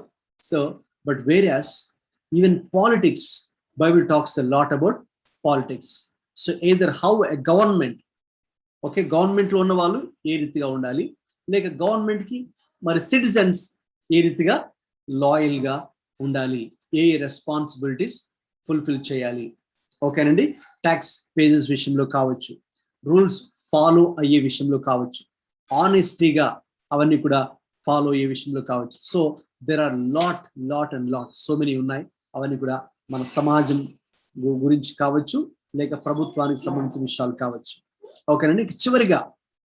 చివరి వర్డ్ ఏంటండి? ఎవరైనా మైక్ ఆన్ చేసుకుని చదవండి. శైతాన్. ఓకేనండి, సాతానికి సంబంధించిన వాక్యాలు కూడా చాలా ఉన్నాయి. సాతానుడు గర్జించే సింహం వలె ఎవరిని బ్రింగుదునా అని మరి మనము 1 పేతురు 5వ అధ్యాయంలో మరి మనం చూస్తాం, 8వ వచనంలో. ఓకే, అదొకటి. ఇక ఎఫెసీ పత్రిక 6వ అధ్యాయం కనుక మీరు చూస్తే అక్కడ చాలా విషయాలు, మనం పోరాడేది ఎవరితో, ఎఫెసీ పత్రిక 6:12లో అక్కడ చాలా స్పష్టంగా పౌలు అంటాడు, మనం పోరాడేది శరీరులతో కాదు కానీ ప్రధానులతోనూ, అధికారులతోనూ, ప్రస్తుత అంధకార సంబంధుల లోకనాథులతోనూ, ఆకాశ మండలమందున దురాత్మల సమూహంతోనూ పోరాడుచున్నాము అని చెప్తూ ఇంకా అక్కడ నుంచి ఇంకా ఎలా మరి మనము సాతానుతో పోరాడాలంటే ఎటువంటి ఆయుధాలు కూడా ధరించి మరి మనము పోరాడాలో ఇంకా అవన్నీ కూడా మరి మైమను గురించి, దట్టి గురించి, డాలు గురించి, ఖడ్గం గురించి, శిరస్త్రాణం గురించి, ఓకేనండి, ఆ ఎఫెసీ పత్రిక 6లో అవన్నీ కూడా ఆయన మాట్లాడతారు. సో ఇవన్నీ కూడా ఏ రీతిగా ఆత్మీయ యుద్ధం మనం చేయాలి, స్పిరిచువల్ వార్ఫేర్. ఓకేనండి. సాతానుతో మన పోరాటం అంతా కూడా సాతానుతో, మనుషులతో కాదు, మన పొరుగు వారితో కాదు, సాతానుతోనే మనం పోరాటం చేస్తూ ఉన్నామని, ఈ పోరాటం ఎలా చేయాలి, ఎలా గెలవాలి అని దాని గురించి కూడా అనేక వచనాలు, మరి ఇంకా సాతాను గురించి పాత నిబంధనైనా కొత్త నిబంధనైనా చాలా వాక్యాలు ఉన్నాయి. మీరు ఏదైనా చదివేటప్పుడు మీ అనుదిన వాక్య భాగంలో మీరు ఏదైనా ఆ సాతానుకి ఏవి సంబంధించిన వాక్యాలు ఉన్నాయి. ఓకే. సో కాబట్టి మీరు ఒక అధ్యాయం చదువుతున్నప్పుడు అఫ్ కోర్స్ ప్రతి అధ్యాయంలో కూడా ఈ 8కి సంబంధించిన అన్ని ఉండాలని లేదు మనకు. నేను చెప్పేది జనరల్ గా, ఓవరాల్ గా మీరు బైబిల్ చదివేటప్పుడు మరి ఇటువంటి అప్లికేషన్స్ ఏ రీతిగా మరి దేవునికి అన్వయించదగినటువంటి లక్షణాలు ఉంటాయి, మనకు అన్వయించుకోవాల్సినటువంటి పాఠాలు, విషయాలు ఉంటాయి, మన కుటుంబానికి అన్వయించుకోవాల్సినటువంటి సంగతులు ఉంటాయి, ఇతర క్రైస్తవుల మీద మనకున్నటువంటి బాధ్యత, లేక క్రైస్తవేతరులు ఇంకా ప్రభుని ఎరగని వారి విషయంలో మనం ఎట్లా ప్రవర్తించాలి ఆ విషయంలో, లేక మనం పని చేసుకునే వారమైతే మన పని విషయంలో బాధ్యత, నమ్మకత్వము ఎలా ఉండాలి, ఇక ప్రభుత్వం నడిపేవారు కూడా ఏ రీతిగా ఉండాలి, ఎటువంటి రూల్స్ వారు ఫాలో అవ్వాలి, లేక ప్రభుత్వానికి మనం పౌరులుగా, దేశ పౌరులుగా మన యొక్క బాధ్యతలు ఏంటి, అలాగే సాతానికి సంబంధించినటువంటి విషయాలు, వాడి గుణాలు, వాడి లక్షణాలు, వాడు ఎలా ప్రవర్తిస్తాడు, మనం ఎలా వాడికి స్పందించాలి, వాడి శోధనలు ఎలా జయించాలి అని అన్ని కూడా మరి ఈ యొక్క అప్లికేషన్ పార్ట్ కిందకి వస్తాయండి. Right. Hope that is clear. అది మీకు క్లియర్ గా ఉందని నేను అనుకుంటున్నాను. మరి సమయం అయిపోయింది. మరి ఇంతటితో మరి మనం ప్రార్థన చేసి ముగించుకుందాం. వచ్చే క్లాస్ లో మరి ఇదే ఇక కంక్లూజన్ లో ఇదే అప్లికేషన్ లోనే మరికొన్ని ఉన్నాయి. అది కూడా చాలా ప్రాముఖ్యమైనది. మీరు వచ్చే వారానికి మీరు చేయాల్సినటువంటి పని లేదా హోంవర్క్ ఏంటంటే, మరి మన యూట్యూబ్ ఛానల్లో మీరు వెళ్తే ఒక వీడియో ఇంతకుముందు నేను చెప్పాను. మరి ఎవరెవరు చదివారో ఇది వీడియో చూసారో నాకు తెలియదు. వీడియో దయచేసి ఒకసారి మన ఛానల్లోకి వెళ్ళి ఈ యొక్క హెడ్డింగ్ ఉంటుంది అనమాట. బైబిల్ చదివే ప్రతి ఒక్కరూ తప్పక వేసుకోవాల్సిన ప్రశ్నలు, అవి 14 ఉంటాయి. 14 ప్రశ్నలు. అది ఒక కేవలం 12 నిమిషాల వీడియో మాత్రమే. ఆ 12 నిమిషాల వీడియో మీరు చూసి ఆ 14 పాయింట్లు రాసుకొని మీరు నెక్స్ట్ క్లాస్కి అటెండ్ అవ్వాలి, నెక్స్ట్ మండే. అప్పుడు మనం దీని గురించి డిస్కస్ చేద్దాం.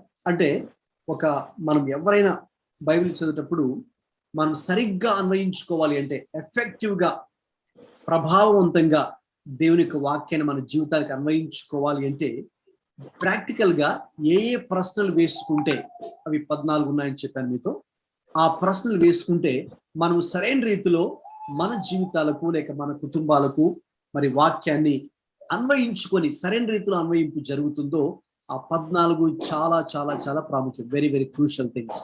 సో కాబట్టి ఆ యొక్క వీడియో మీరు చూసి నోట్ చేసుకొని రండి, ప్రేయర్ఫుల్ గా, ప్రార్థనాపూర్వకంగా. నెక్స్ట్ మండే అందరు కలుద్దాం. ఇంకా మీరు వాళ్ళకు కూడా నేను పంపించి లింక్ షేర్ చేసి అందరూ కూడా జాయిన్ అవ్వండి. మంచిది. ప్రార్థన చేసుకుందాం. ప్రార్థన చేసుకుని ముగిస్తాను. తర్వాత మనకి ఏదైనా ఫీడ్బ్యాక్ ఉన్నట్లయితే ప్రార్థన తర్వాత చేద్దాం. ప్రార్థన చేసుకుందాం.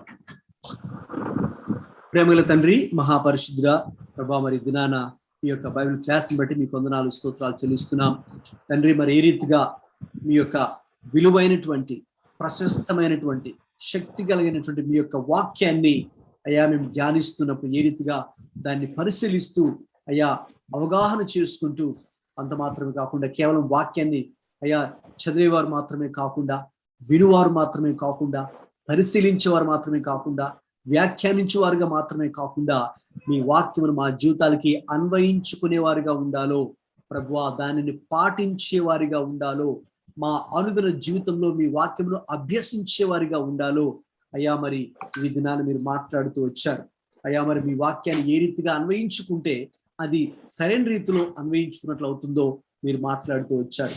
మీ వాక్యాన్ని ఏ రీతి అన్వయించుకుంటే అది మేము ప్రభావవంతంగా అయ్యా మా జీవితాల్లో మీ యొక్క ఆశీర్వాదాలు చూస్తామో అయ్యా. మీ యొక్క ఆత్మీయ వాక్యాలు, ఆశీర్వాదాలు చూస్తూ అయ్యా, తద్వారా ఆత్మీయ జీవితంలో బలాన్ని పొందుకుంటూ ఆత్మీయ పరిపక్వత మేము కలిగి జీవిస్తామో, ఇతరులకు కూడా ఆశీర్వాదకరంగా జీవించగలమో ప్రభువా. ఈ దినాన్న మీరు అనేక సంగతులు మీరు మాతో వివరించారు. మేము విన్న ప్రతి మాటను బట్టి మీకు స్తోత్రాలు, నేర్చుకున్న ప్రతి పాఠం బట్టి మీకు వందనాలు. ఈ విషయాలు ప్రభా మేము మర్చిపోకుంటున్నట్లు తండ్రి పరిశుద్ధాత్మ మీరే మాకు సహాయం దయచేయండి. మా అనుదిన వాక్య ధ్యాన జీవితంలో ఇక్కడ మేము నేర్చుకుంటున్న ప్రతి విషయం కూడా వ్యర్థంగా పోకుండా ప్రభా ఇది ఎంతగానో మా యొక్క ఆత్మీయ జీవితానికి ఉపయోగకరంగా ప్రయోజనకరంగా ఇది ఉండునట్లు, మా యొక్క ఆత్మీయ జీవితాలు కట్టబడినట్లు మీరే సహాయం దయచేసి మహిమ పొందమని యేసుక్రీస్తు ప్రభువారి పరిశుద్ధ నామములో ప్రార్థిస్తున్నాం తండ్రి. ఆమేన్. ఆమేన్.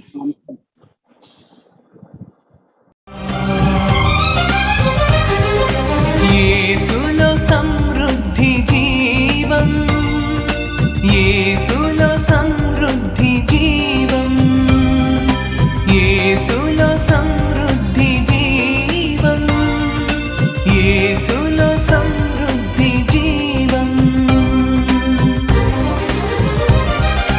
సమృద్ధి అయిన ప్రభుని జీవం సమృద్ధిగా మనలను బలపరచును.